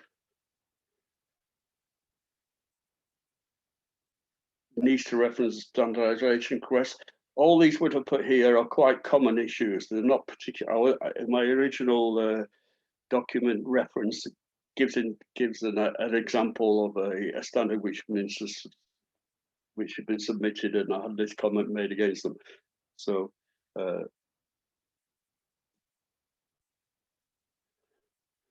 we'll move on to the scope. The scope is some documents have in price. Scope should be explicitly clear if the scope covers equipment or installations or both. Some standards are mixing installations and products themselves up in the scope. Some standards are actually given compliance statements in the scope, which is not really what it should be. Some standards are actually in the scope just giving examples and listing of examples of what products are covered. So that is an issue. An issue also in the scope is it would be useful if we could have group the EMC requirements in one part of the standard, the red in another part, the machinery direction in another, and actually have the scopes to reflect that as well. So if we move on to the next, which is pretty common, Annex ZZs, the Annex ZZ templates, not using the latest keeps moving up, has changed, so we need to use the latest Annex ZZ. Another comment against the Annex Z, the references are incorrect. We move on to the next one, Annex ZA. Undated references are quite common. Out of date or incorrect references. Next slide, please. The next is findings technical and dealt with editorial changes. Manufacturer. You can use other terms in some parts to not define manufacturer. You can use editorials to change that. Reference to unacceptable standards.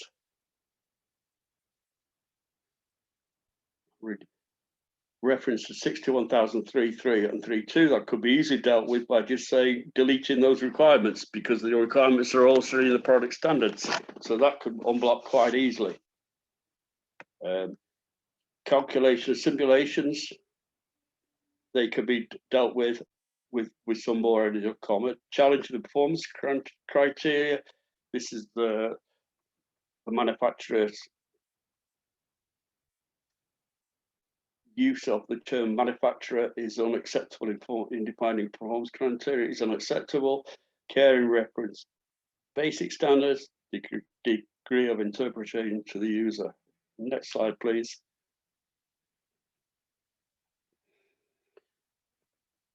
These are technologies which will require technical changes to the document and common modifications, either at IEC or in Senelec. Reference to statistical methods, again, reference to 6133, in situ testing. Some standards have in situ testing in them and use that, and that is not acceptable. Challenging again the performance criteria. This could be the performance criteria in some standards say the illumination of a light goes down by 10% or 80%, whereas the comments could be back from the consultant saying they don't agree with that, it should be 50% or whatever. challenging the test requirements. This is a real issue, and I'll come to that later. This is saying that the test requirements defined in the basic standards and I call them the sectorial standards in the EMC checklist are being challenged by certain people.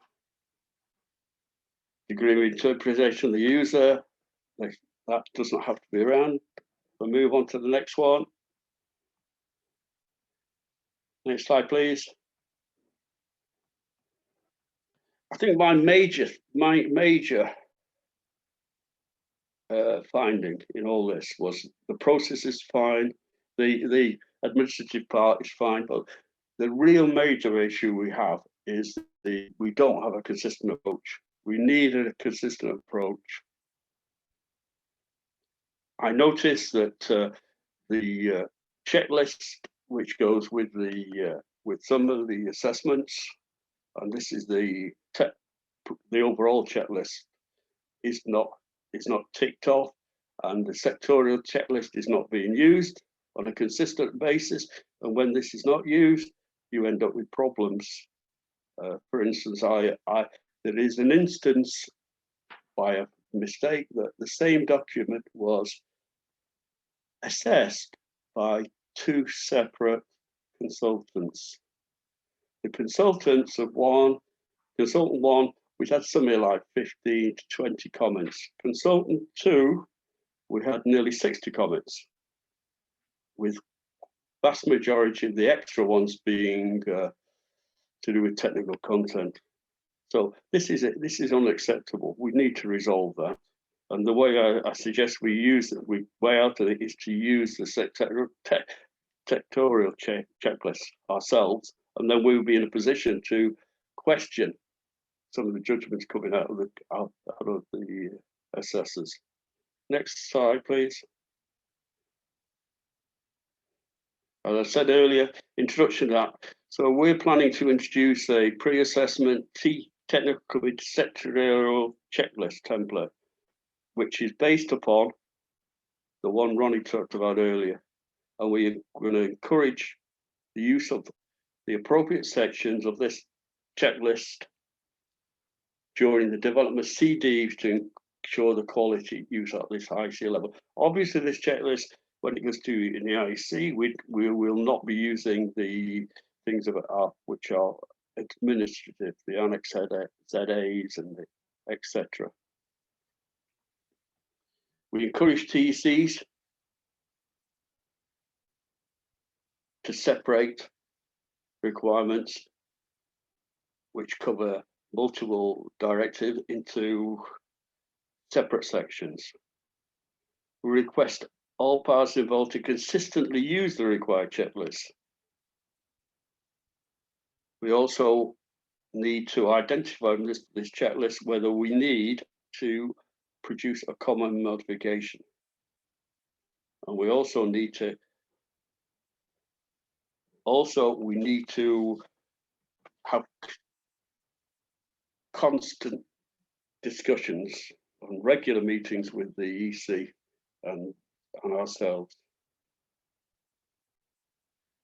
Next slide, please. Okay, I'm sorry I have to rush at the end. There's too much in it, but thank you for listening. And if you've got any questions, we'll try and answer one now or offline later. Thank you. Over to you, Constance. Thank you very much, John, for this overview and those details and the different recommendations that you put forward. And first, many thanks for the findings that you have found, obviously, and together with the TC. I think this can also be a good starting point for SenSelect to devise a relevant guidance document for all the concerns TC in that respect. I believe this is something that can be very useful. Also, the use of the checklist by all the different parties, as you mentioned, this is something that can be of great interest when coming from the consultant, obviously, but also for the technical committee as a checklist, obviously, for before submitting the standard to any parallel process. So we will be happy to take it up on those recommendations. And as you underlined, the need to ensure regular communication channels with the European Commission is also something that is key. So thanks again for this presentation. And with that, I would like to move on to the next speaker, with Stefan Koklow from also Select EC210, and which for the next 10 minutes will provide us with some insights about one technical challenge that we are facing currently and which relates to the performance criteria. So Stefan, the floor is yours. Thanks very much. Thank you, and good afternoon, everybody. As just been said, my name is Stephen Kolkloff. I am convener of TC210 Working Group 16 and also CISPA Secretary. Just a very short presentation highlighting one particular issue that we're trying to deal with in TC210, and that is the performance criteria that are stated in the generic immunity standards EN 6106162. These standards were originally developed by Senelec back in the 1980s and then passed to IEC, where they were picked up by TC77. The problem that we have essentially is that, as Dorota's already stated, the standards that go forward to be cited in the official journal mustn't have any non-specific requirements. And with the performance criteria in generic standards, unfortunately, they are not very specific. They effectively delegate to the manufacturer the definition of those criteria. Effectively, how should a product perform when it is tested in an EMC lab? And as the Commission has said, this could potentially lead to differing interpretations between different manufacturers of the same product. Take any product. That one manufacturer might say, well, its performance should be plus or minus 2%. The next manufacturer could say, well, plus or minus 10%. And that is not seen as acceptable for a standard that's going to be cited in the OJ. So TC210 formed Working Group 16 to work on proposals for alternative texts. And the next slide will just quickly run through what we tried and what we found in that. So here is the current criteria A for immunity, typically applied when a product is tested for either radiated or conducted RF susceptibility. And there's the text. And as you see from the second paragraph, the EUT shall continue to operate as intended. There'll be no degradation of performance or loss of function. And then it says allowed below a performance level specified by the manufacturer. And that's where it starts falling down. The manufacturer has to define that loss of function. And that will lead to all sorts of interpretation. Next slide, please. So Working Group 16 spent a lot of time bandying ideas around modifying the text, working on it. First of all, what is acceptable degradation? We tried to define that by saying it's deviation from performance acceptable to a user. Then we went on to say, well, what is the performance criteria? And we tried to give specific bullet points. It's got to continue to operate and remain controllable as intended. It mustn't unintentionally change its operating state. It mustn't unintentionally change any critical stored data. So all of this is still trying to write a performance criteria to go in a generic standard. Now, bear in mind, generic standards are there to be used when there isn't a specific product standard. And in actual fact, they're referenced by the HAS consultants to look at what would be acceptable as test levels, for instance, what frequency ranges of RF should be applied, and so on.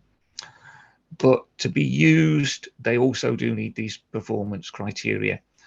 And this was the best effort we could make. This is what we ended up with after several months of careful consideration. Lots of ideas coming in and going out. And we put this to the commission to ask for their opinion. Next slide, please.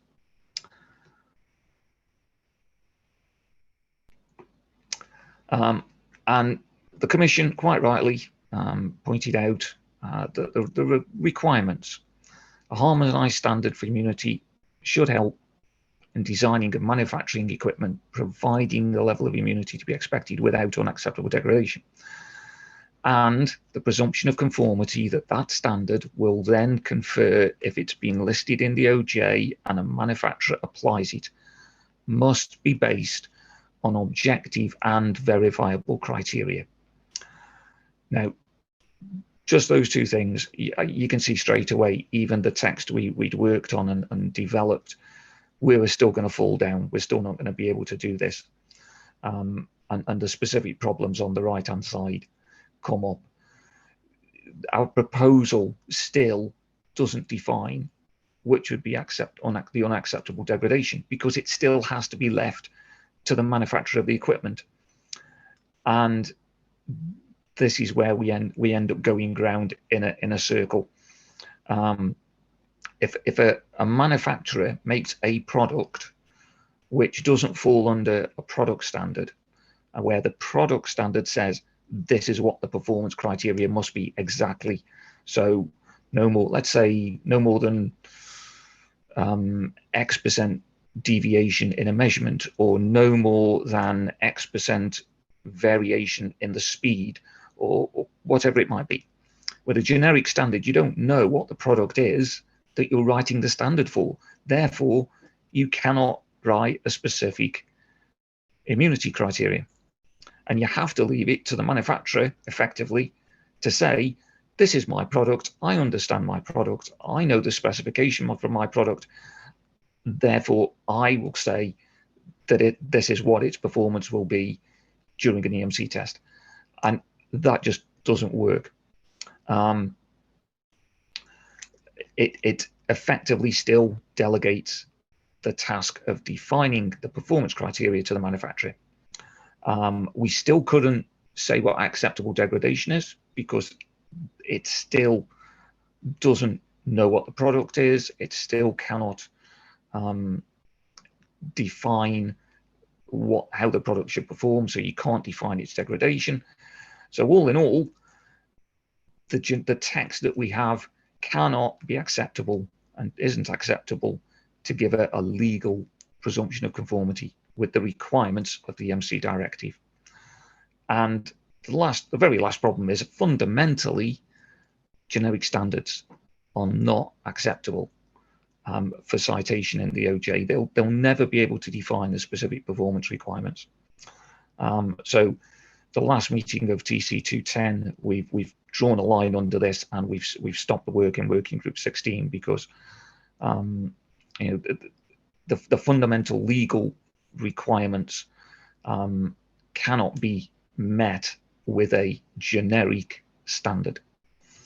I think that's the last slide. That's all from me. As I say, it was a very short presentation on a particular technical issue that we've got, that we were trying to work through by changing the editorial. But in fact, what it means actually is, if your product hasn't got a standard, product standard, then you can apply the generic, but it will never be listed in the OJ, and manufacturers will have to carry that burden of proof that they've met the EMCD themselves. They won't get a presumption of conformity. Thank you. Any questions? Thanks very much, Stephen, for your presentation, summarizing the main issue which relates to the performance criteria, and some may say the blocking point in that respect. So I believe, once again, it will be definitely important to coordinate with the European Commission, to continue the dialogue with the European Commission in that respect, to find an approach which is going to be suitable for all the different parties. And as standardizer, I believe we are the best into building consensus for consensus building. So I believe the same approach should be applied on this very important issue together with the European Commission. So let's work on this direction, and let's organize some dedicated meeting about that. So thanks again, Stephen, for this overview. And with that, I'd like to move on to the next presentation, which will be taken care of by Sébastien Hout, representing Digital Europe in this context, and providing some views from the industry on the standardization for EMC, and also some possible way forwards in that respect. So Sébastien, you can take the floor. Thank you. Yes, thank you very much, Constant. Good afternoon, everybody. So first, I would like to thank you, Senelec, for giving us the opportunity for sharing our view on... Sébastien, may I interrupt you, please, because we have very bad sound. Oh, sorry. Let me check.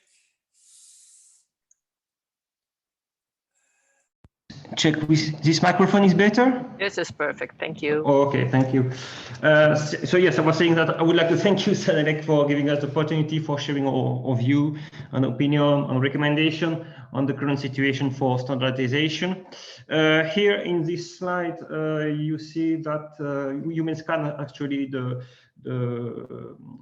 e-labels or QR codes, which contain some more details about my description, and also for the people who do not know who Digital Europe is. Digital Europe is the leading trade association representing digital consuming industries in Europe, and you may also refer to the website, which is here in this slide. In the next slide, you may refer to the agenda.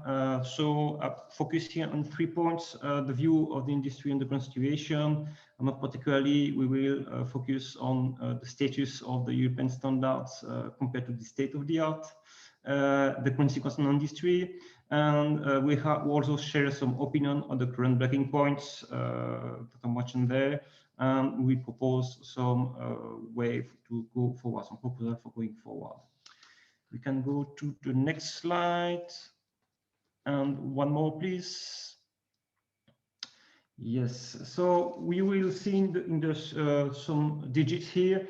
So they consider actually a sample of the 16 most used EMC product and generic standards that are referred currently in the EU TOC. The details will be attached to this presentation that will be shared after this webinar. We indeed consider that the international IEC standards represent the state of the art for the EMC requirements. There are international references to mitigate risks of disturbance to and from the electromagnetic environment. For Senelec ANIC standards, they are the European transposition of these global standards. And until now, there is usually no deviation for EMC requirements compared to this international standard. The score of 80% is not really abnormal because, the most recent IEC standards have not been made available by Senelec yet. I would say it's not abnormal. What is a big concern here is when we check the version of the standards that are referred in the official journal, we see that most of the standards are actually not the latest version. Actually, some of them are withdrawn by national standardization committees for already some years. And we even have some examples where the version in the official journal is 2 versions behind the version of IEC. So the conclusion, and it's really a big concern for everybody, I believe, is that the harmonized standards in the official journal doesn't really reflect the state of the art anymore, I'm afraid. So this situation leads to some consequence and uncertainty to the industry. Manufacturers are in the situation that when they refer to the latest state-of-the-art standard on the EU DOC, they cannot benefit the presumption of conformity, which is of course a big concern. And on the other hand, manufacturers referring to an old standard but remain cited in the official journal have the legal benefit of the presumption of conformity. This leads to the lose-lose situation where manufacturers, which are investing much of money for updating the EU DOC by doing new testing, increase the risk of having issues with the other economic operators, which are in the supply chain, and the market authorities, in case such authorities don't recognize the newest standard for any reason. We know that Amendment A1 is a high-risk situation, for example, of 5432. On the other hand, manufacturers deciding to apply the old standards, but still started in the official journal, are no longer aligned with international requirements, and the risk of withdrawal of the standard without any prior notice from the official journal also needs to be considered. The situation is now very uncertain, and I would say most of people are a bit puzzled by this situation. This highlights also the lack of transparency about the real status of a published standard. How can a very small business located far from Brussels identify the right standard to apply? Actually, it was the initial aim of the listing of the harmonized standard in the C series, having the latest state-of-the-art standard from which we can presume the product is in compliance with the state-of-the-art. For us, even if we are closely involved in discussion, as we are in Digital Europe, it is very difficult to judge what to do in case of reduction or in case of restriction of using the official journal. Many questions exist, and I left some of them in the presenter's note of this slide, and we'll share this note after the webinar. And one of the biggest questions we have for the time being is the inconsistent date of withdrawal between the one issued by Senelec to the national standardization offices and the one which appears on the official journal. It appears that now we may have standards that cease to provide presumption of conformity before it is withdrawn in some national committees. Yeah, everybody is puzzled with this situation. It's not clear what manufacturers have to do and by when they should stop placing on the market products that cannot comply with the latest standard. It's really a puzzle situation. Yeah, so this situation is due to some blocking points to which we have some opinions that we will share on the next slide, please. Yeah, one more. Yes, IEC SafePair standards involves hundreds of the most eminent experts through the world. So that's clear that experts may have also different opinions on different interests. But the aim of standardization is to reach an acceptable consensus for all the stakeholders, which includes also the market surveillance on other public authorities, by the way. They define common limits and methods acknowledged as being state-of-the-art. This is why IC standards are recognized internationally and supported by WTO technical barrier to trade agreement.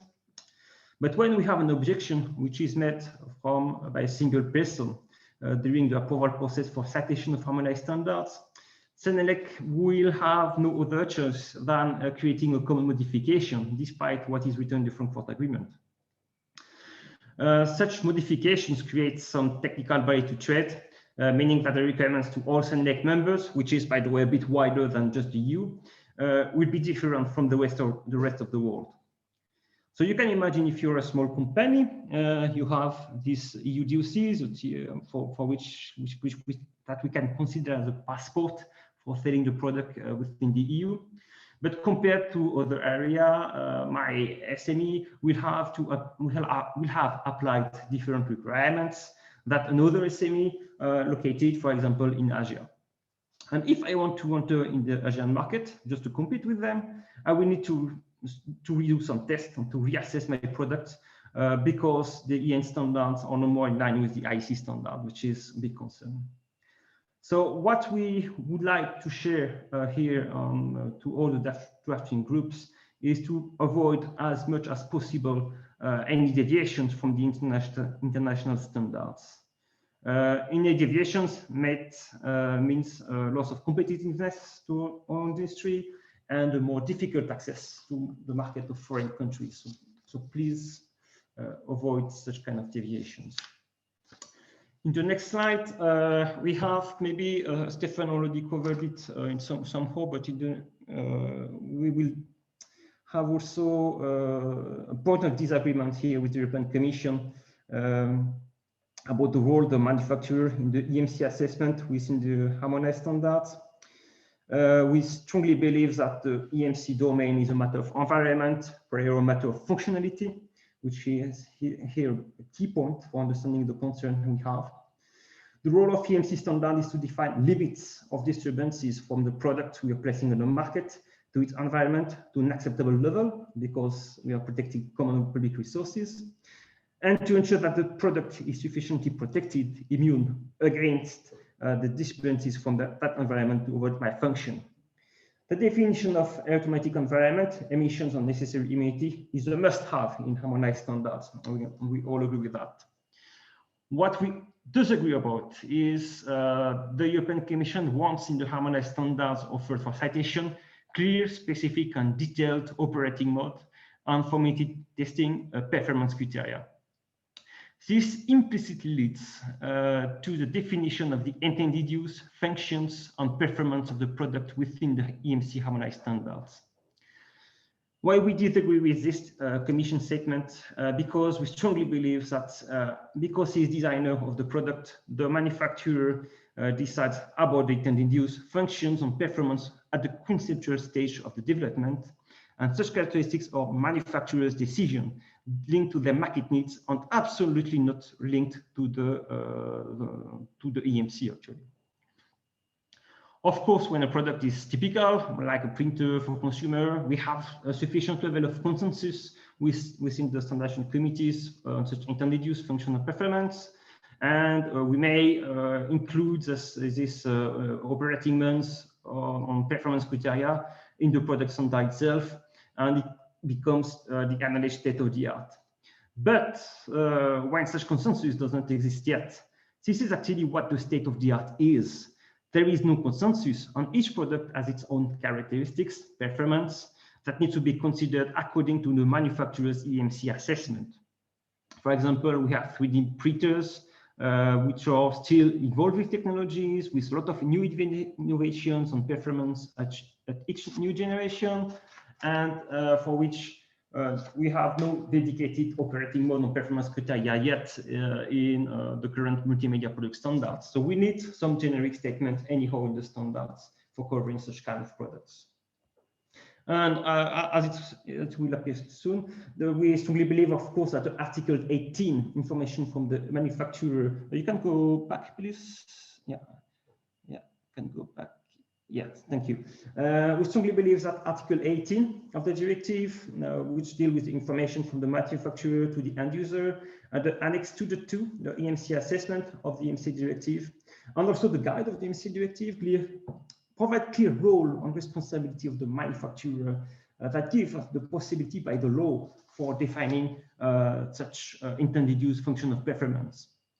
We also strongly believe that these clauses are also relevant in the context of harmonized standards, and actually the right application of this clause are kind of prerequisite for obtaining presumption of conformity offered by a standard set in the official journal.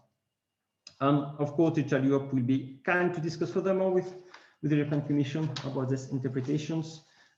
We hope that we will find a solution.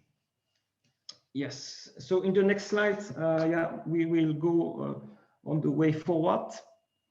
Yeah, we can go directly to the thing. Also, how to go forward? Of course, the industry regrets, but acknowledges that the former and most efficient way of working for citation of standards that was enforced before this James Elliott court case is not possible anymore, even if we have still some doubts that this conclusion are really relevant in the context of the EMC directive, because it's not exactly the same directive that is there. But anyhow, after 5 years of weak progress, because industry still believe that the NLF and the relevance of the presumption of conformity offered by harmonized standards, the legal certainty confers, we still believe on it, and we need to consider the current situation as it is, and and support for finding a way for going forward. So we identified, and of course, a closer communication with the HAS consultant and with the desk officers is a key element, and I agree with John with this. What we have started, and what John also started to introduce, is to have a kind of register for all the obstacles. Yeah, it's a must-have, I would say, for having progress. But the thing that, and I heard Federico Musso about the term of consensus, and this is maybe another point we have a disagreement. We strongly believe that the European Commission should be part of the international consensus. It's really a key element, particularly for our sector, which deals with international standards. It's a key element for solving the issues, having the European Commission involved in the international drafting.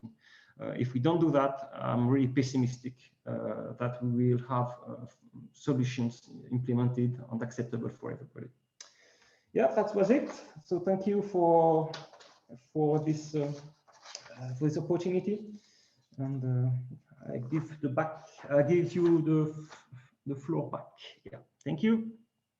Thank you, Sebastian, indeed, and especially for, first on one hand, for sharing your concern, but also secondly, for proposing some way forward, which is always very much appreciated and which we can take up as a basis for the continuous dialogue between CENELEC and the European Commission in that respect. I noted in particular the need to avoid deviation with the EAC, the need that the harmonized standard reflect the state of the art, and also your proposal to have the European Commission providing input to international consensus in that respect. And related to that, I saw a very animated chat in that respect, trying to put a balance between European standards that are not harmonized and the harmonized standards that are cited in the official journal. So I wanted to briefly react on that because this is a framework made of different kind of standards actually. And as part of this framework, there's a need really for the technical committees and for the industry to be strategic in that respect. What is the best solution for my industry, for my users, for the standard user in that respect? Making a combination between non-harmonized standard and harmonized standard is something that can be crucial, and also the need to focus on some specific standardization project which requires citation in the official journal. So I see that as a very strategic discussion and approach to be taken, without forgetting that presumption of conformity through the citation in the official journal is also something important, and in particular for those SMEs having product in this field. So definitely still of great importance. And for this, I note, Sebastian, that you mentioned that industry still believes in the NLF, so you can count also on CENELEC to make sure that the system is always and will remain fit for purpose in that respect. So thank you very much. And moving on, we will continue with Klaus Peter, who is one of the conveners of CENELEC TC210, and also the convener of the BT working group of CEN and CENELEC, mirroring the activity of the EMC working party. Klaus Peter is going to present the horizontal support to technical committees. So Klaus Peter, the floor is yours, and you have 10 minutes. Thanks very much. Yes, thank you, Constant, for introducing my person, and good afternoon to the audience. I have the pleasure to make a little introduction into the work of CENELEC TC210 Working Group 14. Would you like to go to the next slide? Working Group 14 is the title, Formulation of Relevant Parts Required in TC210 Publications for the Citation under Directives.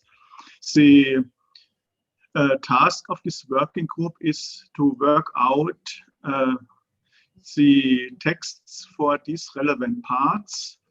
That means mainly the work out of Annex ZA and ZZ for standards which fall into the field of CENELEC TC210. And also Working Group 14 is prepared to give assistance or support to other TCs or SCs which also have to work out Annex Z.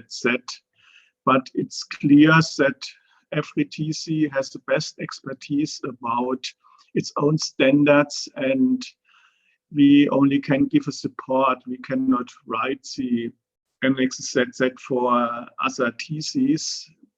But there's one exception. We also worked out the Annex Z for a standard of TC34, which deals with immunity of lighting equipment, because we have experts in our group that also had enough knowledge about the content of this TC34 standard. Our other task is to prepare the draft for the revision of the old Senelec guides 24 and 25. The old guides were published in 2009. That means that there are not enough update.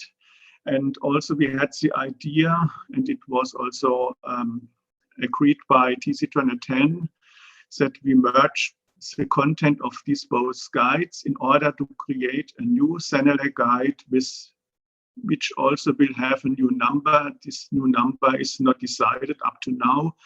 It will be decided during the development process. Would you go to the next slide? Please, thank you. The first part of this presentation deals with Annex Z for harmonized standard. As you heard from other speakers during this webinar, the existence of a valid Annex Z is mandatory for harmonized standards that are aimed to be listed in the OJ. It is not possible to list standards now which have now Annex Z. And the wording of Annex Z shall be in accordance with the relevant rules that apply to Annex ZZ. That means there are some conditions to be fulfilled and some information that should be given in that Annex ZZ. One main task of the Annex ZZ is to identify the clauses and/or subclauses of the harmonized standards that correspond to essential requirements of the European directive aimed to be covered. As you know, in former times, the original Annex Z only had a general text, which more or less give information which directive is addressed, and also that there could be more directives that apply to the product. But this information is not sufficient anymore. It is necessary to give more information. Also, some speakers explained during this webinar that more information must be given. And a central information is to identify the clauses and/or subclauses of the harmonized standards that correspond to the essential requirements. I will come to it later on. And another thing is, if the standard is aimed to be listed in the OJ under several directives, maybe 2 directives. For example, if it is aimed that the standard should be listed below EMC directive and radio equipment directive, then you should also split your Annex ZZ into several annexes, ZZA, ZZB, and so on, as many directives as are covered by the standard. Another point is that the Annex ZZ is informative. It does not change the content of the standard, but it gives some important information concerning the use of the standard in order to implement essential requirements by the directive. The Annex ZZ is not a common modification. And last but not least, the Annex ZZ can be included in the European standard directly as a part of the content of this standard. And it also can be published as a separate amendment after the publication of the European standard. So would you like to go to the next slide? Structure of Annex Z. Here are some items that are mandatory for Annex Z. It needs a title which indicates European directive, which is aimed to be covered. And in the text, there also shall be information about the standardization request of the European Commission that is valid for the standard. That means number and publication date. And also the European directive must be mentioned that is aimed to be covered. Furthermore, an information should be given that when the standard is listed in the OJ, it gives a presumption of conformity with the relevant essential requirement or requirements of the directive.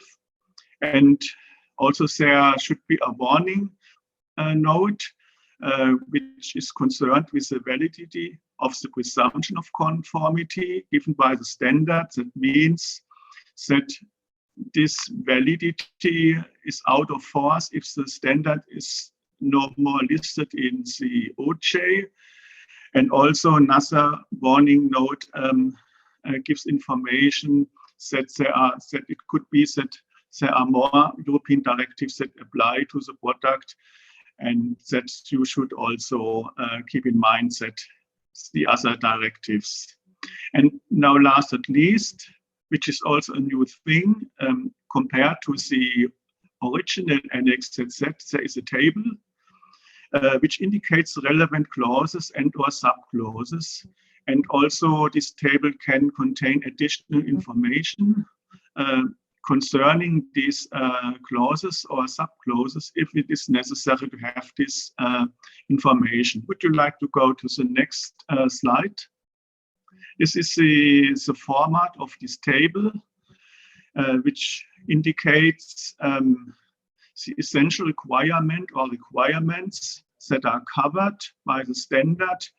In our field, EMC, these are two essential requirements. One is the limitation of the electromagnetic disturbance, which is contained in Annex I .1a of the directive. And the other essential requirement is concerned with the electromagnetic immunity that is covered in the directive in Annex I .1b. Also, these both requirements are covered within the radio equipment directive. And you have to mention in this column the essential requirement that is covered in this format as it is given here. And the next thing you have to fill in is the number of the clause and or subclause or clauses. If there are many or more than one clause or subclause, you have to mention the number of this clause and also the title of this clause in the middle column. One example which is very easy or which is easy constructed is, for example, the European Standard 55032. In the case of this standard, it was only necessary to mention a clause 5, which contains the title limits. I will come to it later on. And the last column, remarks, notes, here you can give additional information concerning the application of the clause or subclause that is mentioned in the middle column. I take this example of European Standard 55032 because it is easy constructed. It was only necessary to mention clause 5 limits, and this clause contains all information that is necessary. It contains this information by reference. Clause 5 in this standard says more or less the limits are given in Annex A also, and the measuring methods are given in another clause.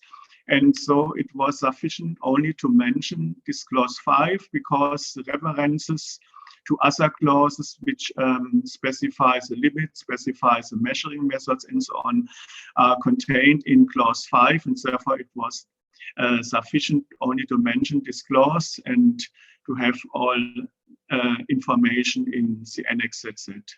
So can we go to the next slide? Peter, may I briefly interrupt, please? You do Yes. take care of the time? Yes, I take care of Okay, thank you. time, maybe Thank 5 minutes maximum. Okay, that's fine, thank you. Thank you. So this slide is special concerned with the remarks notes column. Here you can give additional information, and this information can help in order to solve one or other problem that is identified within the text of the standard. I have one example where this was done.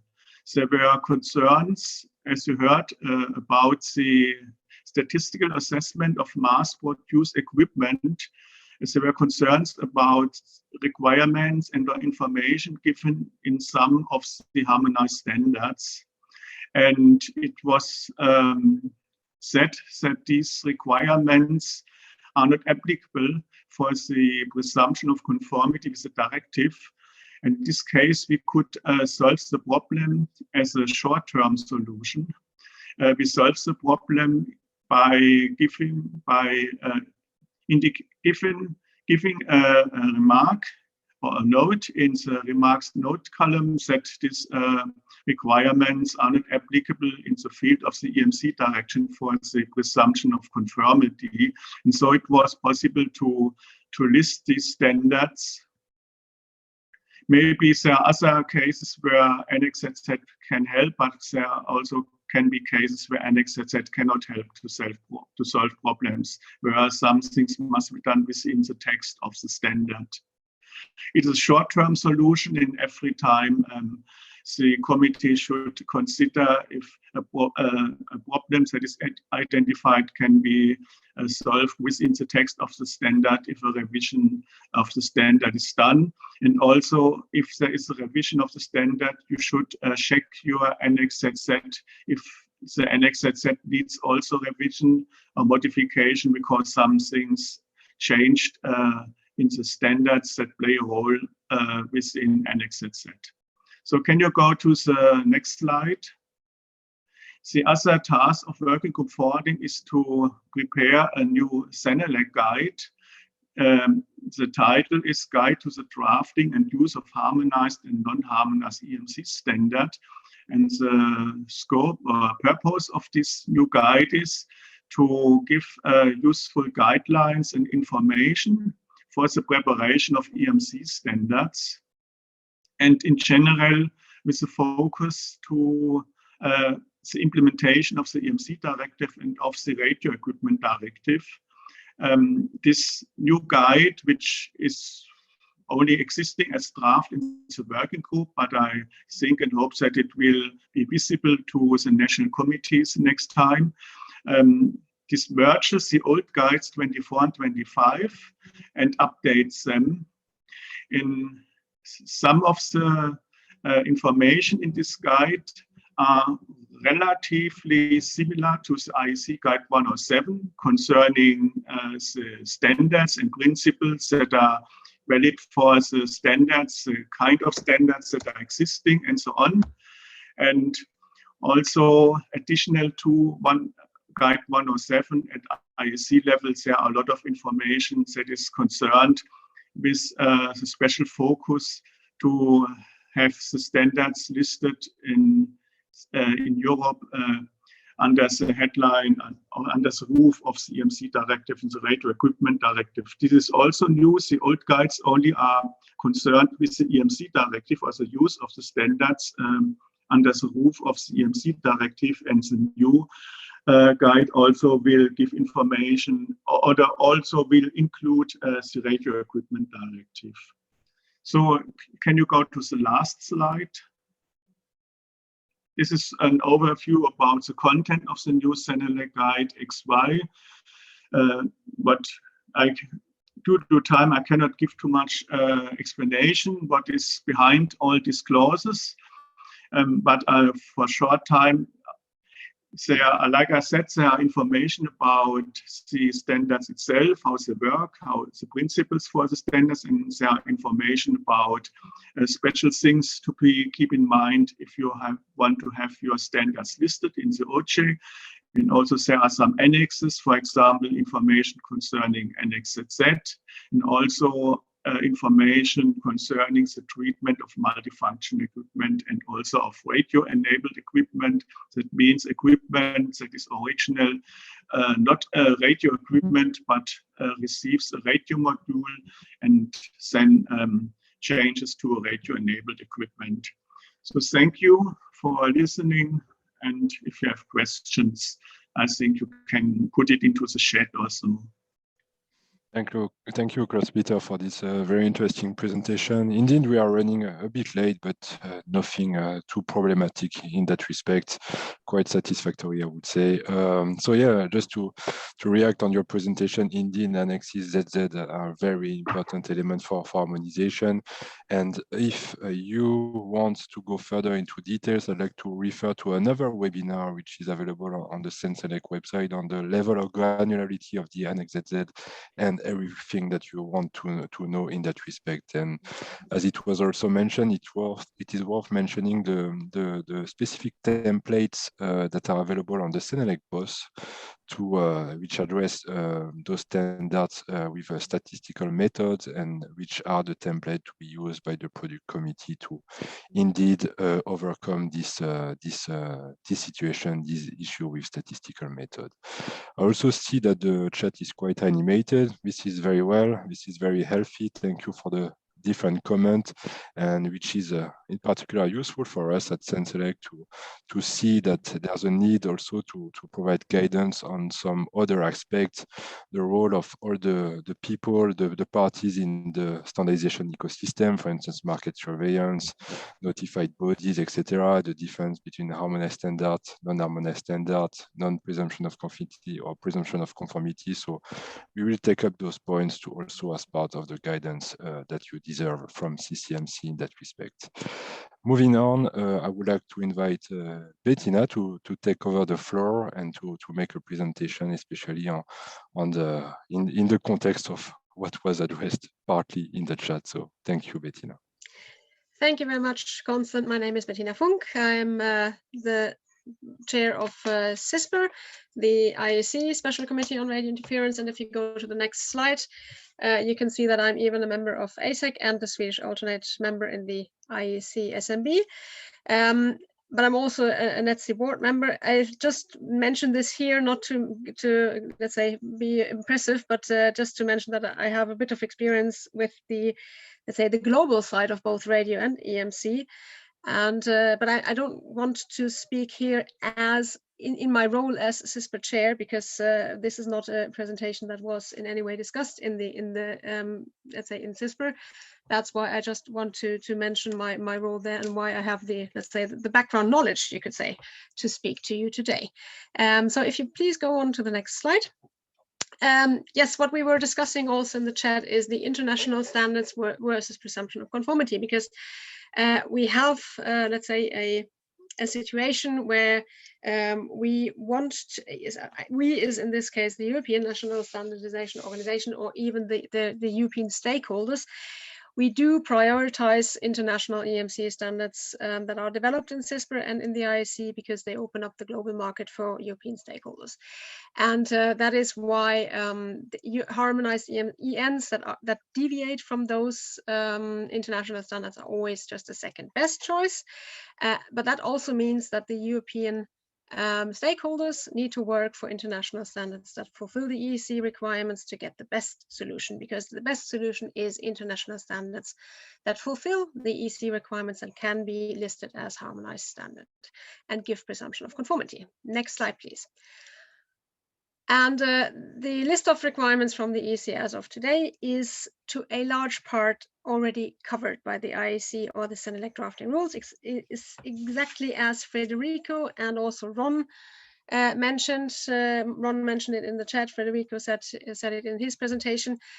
these rules say clearly that we need clear and concise requirements, we need a clear structure, we need completeness, we need correct normative references, and this is all these requirements are all already in the IEC and SENELEC drafting rules. That means we just have to make sure that they are followed, because today the drafting rules are not always applied by the international technical committees, and this should not be a, let's say, big problem for European stakeholders to remind the international community of these rules and that they are applied.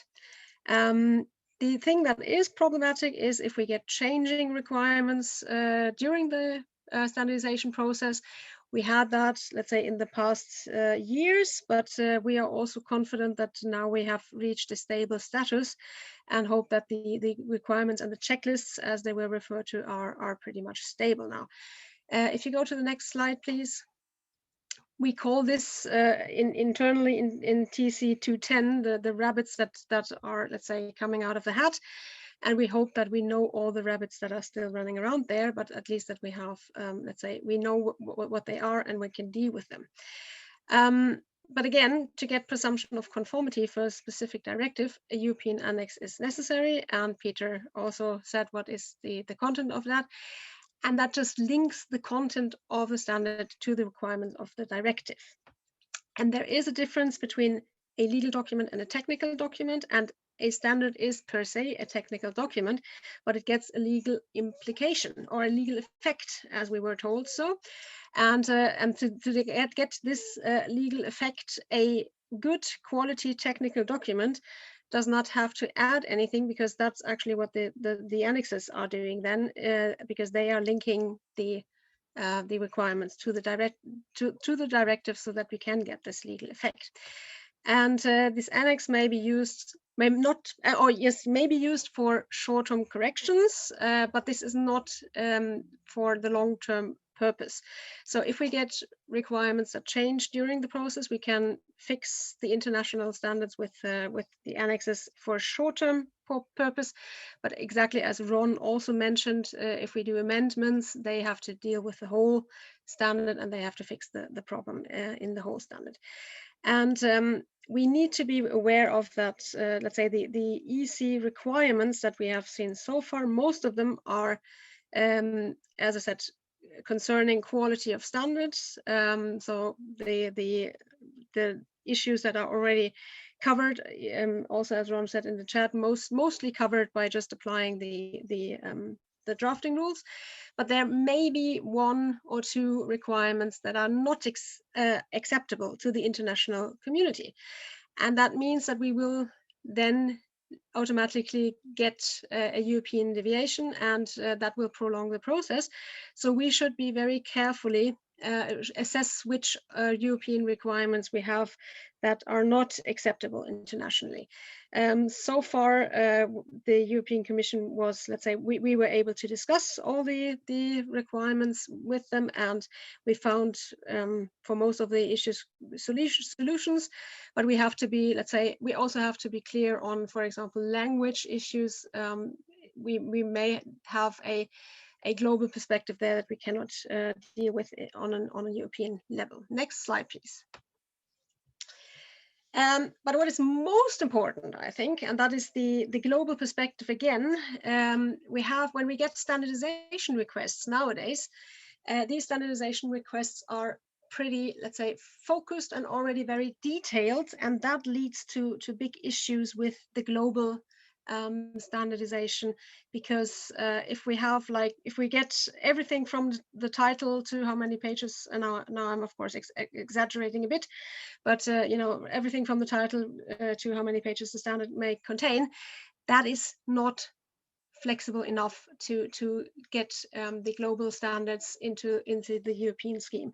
So there we definitely have to have a little bit more an open mind approach and have the global standardization in the back of our minds when we are discussing with the EC new standardization requests, because then is a little, let's say, there is a need to have some flexibility when it comes to the details. Next slide, please. And there's also one big issue where, let's say, Europe deviates from the rest of the world, and that is the definition of what is a radio product, because Europe is the only region that defines the products that include radio as radio products and has two different directives on, let's say, the radio requirements and the EMC.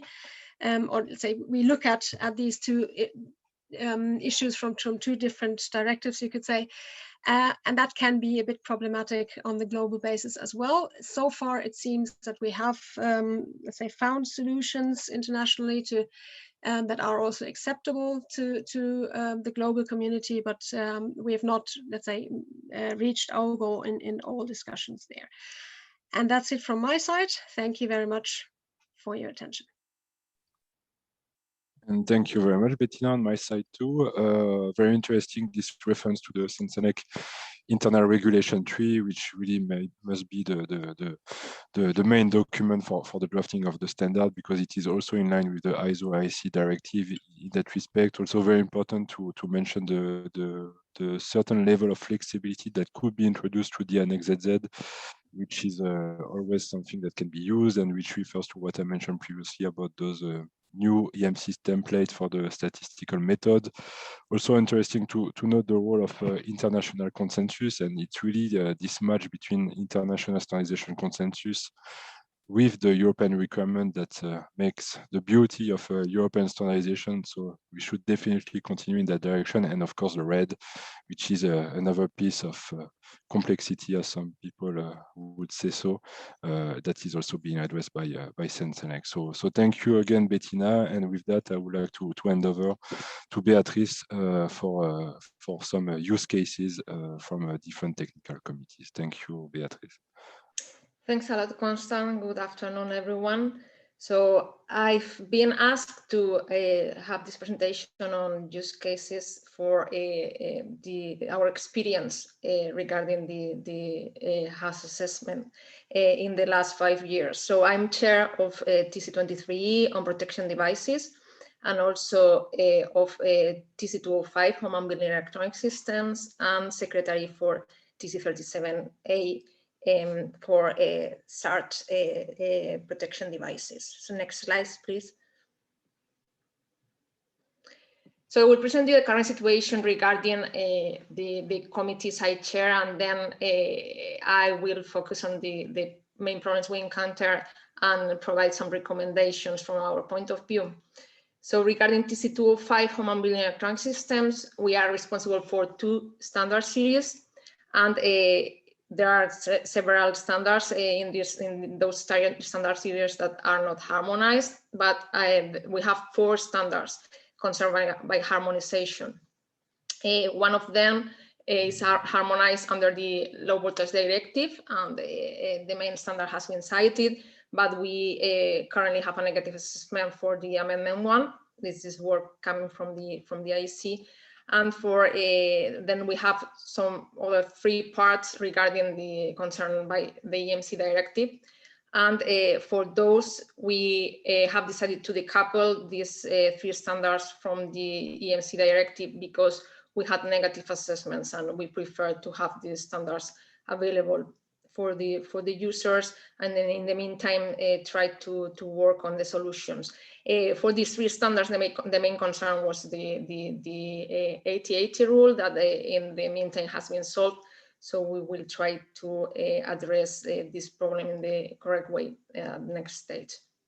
Then for TC23 protection devices, we are responsible for more than 20 standards.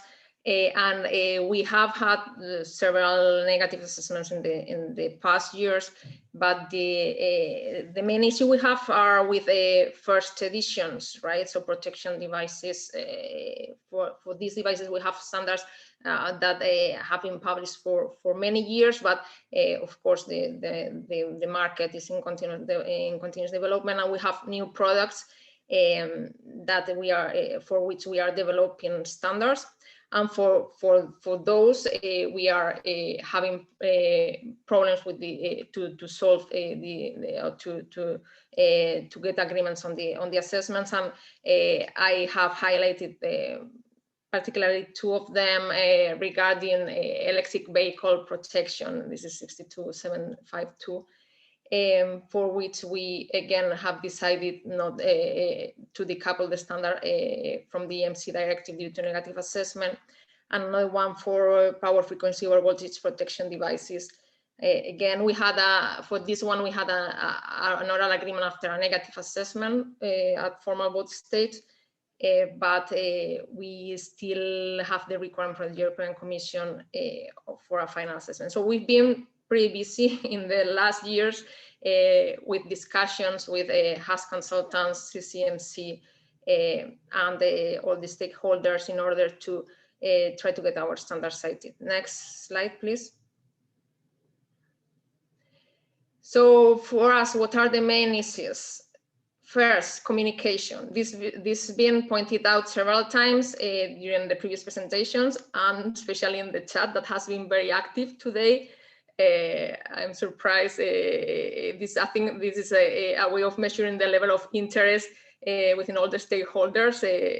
We have had a very good exchange in the chat. So communication is something where we all need to work on.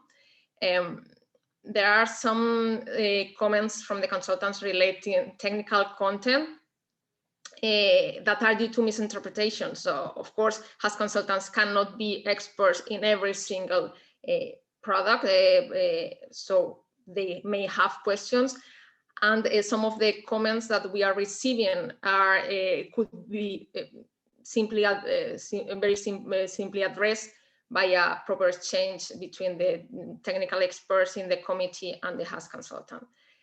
We have also many formal non-compliances. This has been highlighted by Ron in the chat as well.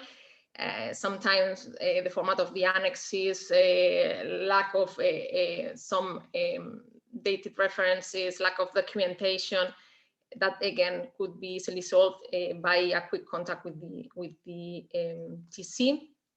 And also we sometimes have difficulties to get back from feedback from consultants, particularly on late phases, assessment under formal vote, close the loop, etc. Next slide, please. Again, in homogeneous approach, this has been mentioned by John and by some other speakers. TCs get new comments on different phases of the document, sometimes due to assessment from different consultants, but I have also found myself in this situation with assessments from the same consultant, and this is an issue for TCs. Also, TCs get different comments on the same subject from consultants from different directives. This has been also addressed, in the chat, particularly when the standard is addressed under the LVD and then under the read directive. Different consultants, different approaches. And as well, I had example 20 comments from one consultant, 60 comments from another consultant. Also, unclear procedures. In the last 5 years, we have had very few guidance, lots of different information. It's been very, very difficult to understand what we had to do. New issues keep arising that turn positive assessments into negative assessments. We had a positive assessment that turned into negative due to the 80-80 rule. From one phase to another one, for example, and procedures are not clear and not well known by TCs. Next slide, please. So what are our recommendations based on our experience? As for preliminary assessment at city stage, CCMC has mentioned this today. For us, based on our experience, it is very important.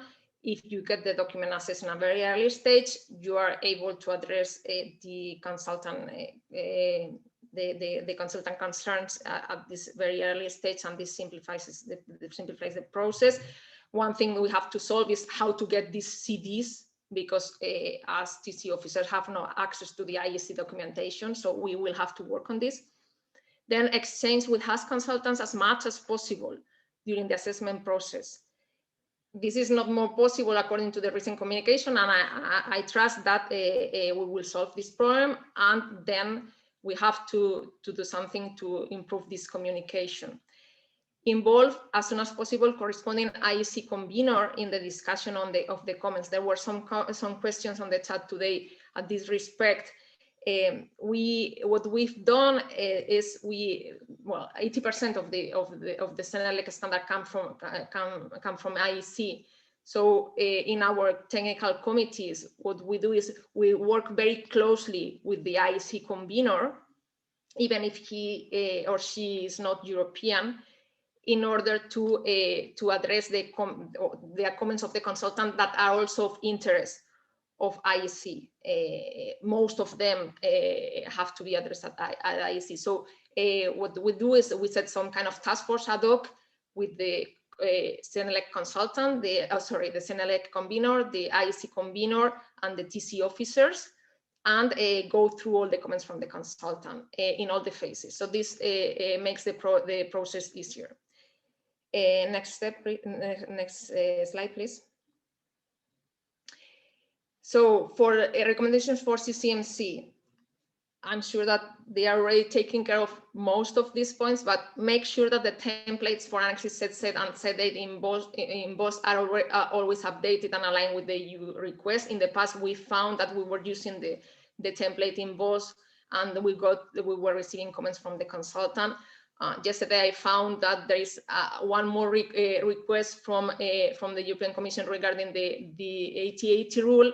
One more sentence has to be added in the Annex Z. So please update the Annex Z as soon as possible in order not to get comments on this. Check that all documentation is attached in the adequate format. So Annex Z and ZA. I know that we are supposed to know, but sometimes we forget things. So your help is very much appreciated to avoid this kind of mistakes. So, of course, a checklist would be more than welcome. And I know that you are working on this, and this is very much appreciated. And provide adequate training and supporting documentation guidelines to the TC officers and conveners. All this is again very welcome and will make our lives easier. Next slide, please. And then last but not least, recommendations for HAS consultants. So communication exchange with officers and conveners as much as possible during the assessment process. Drop us an email, be active in the communication as well, because this simplifies a lot the process. Questions about the understanding of the standard. Do you mean this? Is this correct? Wherever, any support you need, we are available. Also, I haven't received the Annex Z. You have prepared the CCMC that didn't attach it, wherever. We can all make mistakes and forget things, so this would be very helpful. As for missing documents, again, assign, and this is a point maybe more for the Commission, assign all assessments of a standard and even of a family of standards, because, for example, in 23 we have many standards that are related between them, to the same consultant, and also its revisions and amendments, because then we avoid these different perspectives and new comments in different phases. If needed, also exchange with the HAS consultants that are assessing the same standard under another directive to try and get and align with them. And better highlight critical comments from non-critical. Sometimes we receive, I don't know, 20, 30 comments, and just 3 of them are really critical. So highlighting them would help us to focus on the important things. Next slide, I think that's about everything. Yeah, so thank you very much. I'm available if any TC needs to know more about our experience, about the points we were successful. I think communication among TCs will also help. So please feel free to contact me. Thank you. Thank you very much, Beatrice. Very interesting presentation indeed, and about this return of experience from a technical committee perspective, and for focusing on those points that require further work. Indeed, as everybody can notice, it's not only the European Commission, it's not Senselec, not only the TC or the consultant, it's all of us that need to join forces to successfully have a standard cited in the OJ. So I'm also very pleased to see that we can have this open, frank discussion today on which further element of guidance will surely be developed. As a next step for this webinar, I would like indeed to propose that we skip the Q&A session, because I'm sure that you have 1,012 question to ask, and I'm also careful about the timing. But as I mentioned, we will make sure that any of your concerns, any of your questions will be addressed and responded afterwards. So we will take care of that. And with that, I would like to invite Ingrid basically to take the floor with some concluding remarks before we close this webinar. Thank you, Ingrid.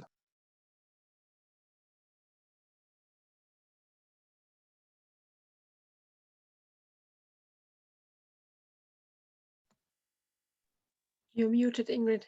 Indeed, this is really the end of the webinar. We heard a lot about problems we face to get our standards cited, but we were also given advice and solutions.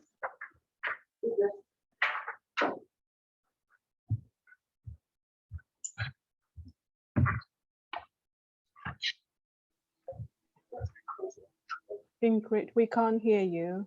Well, I can't, sorry. So please allow me for a few more minutes just to highlight some of the main topics that were raised today.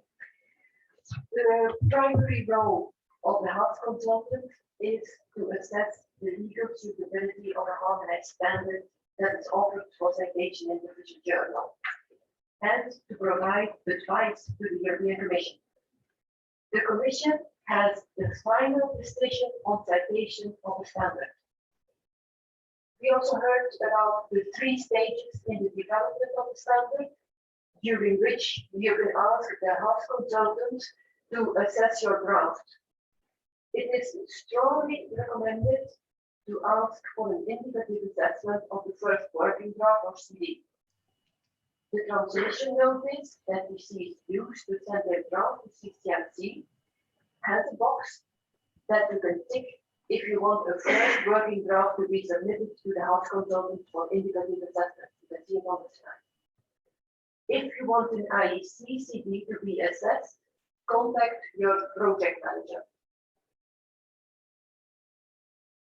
Documents that will be submitted to inquiry CDD or formal form at this will be sent to a formal assessment by CCMC, and but only in exceptional cases, you can also ask for an assessment of an already published standard. Verify your standards against the checklists. Use the pre-assessment TC template and add it to the transmission notice so that CCMC puts it in the zip file with all the documents that the consultant may need to perform their assessment.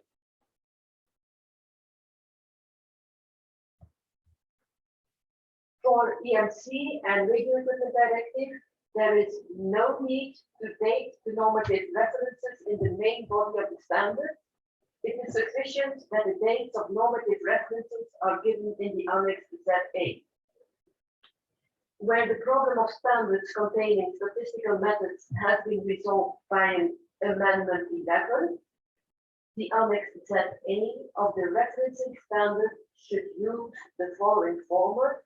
So the N5508X of 20X as amendment by A11 of 2020 something.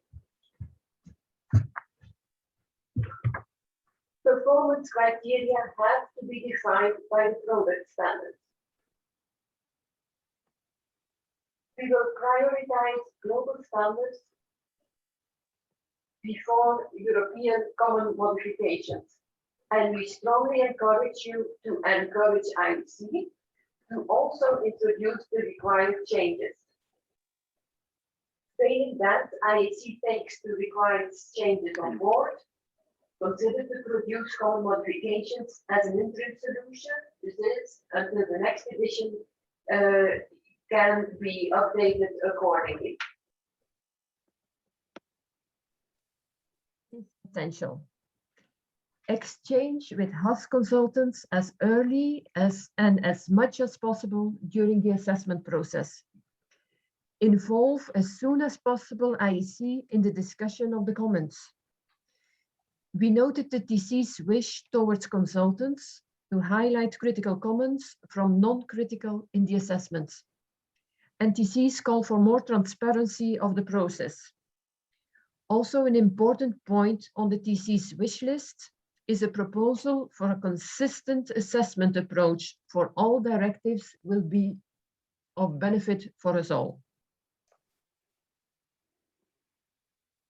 Now, briefly on some future activities. CCMC is planning to have a new webinar on Annex ZA somewhere in June. The exact date is not yet decided, but we will keep you informed. CCMC also has regular meetings with the Commission, consultants, and technical committees to further discuss matters related to harmonized standards. And in fact, we are looking for a date for an experts meeting between TC 210, the Commission, and the consultants in the near future for further discussion on how to solve issues. And don't forget, for any question, comments, suggestions, whatever issue you face related to EMC or other directives, your CCMC project manager is there to listen, to help you. I close this presentation with a few useful links. So there's a page for Senelec and there is a page for Senelec because there are two different BOS websites. Other documents will be shared with you after this presentation. I would like to close this session with sincere thanks to all speakers for their clear input, for the help in making this event an interesting event.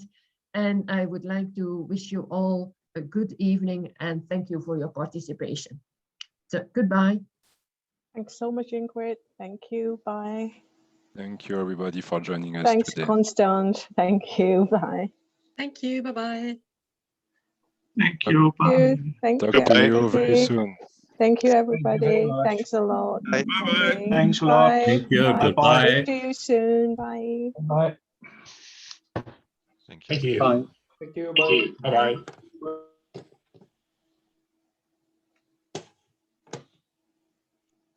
Bye. Bye.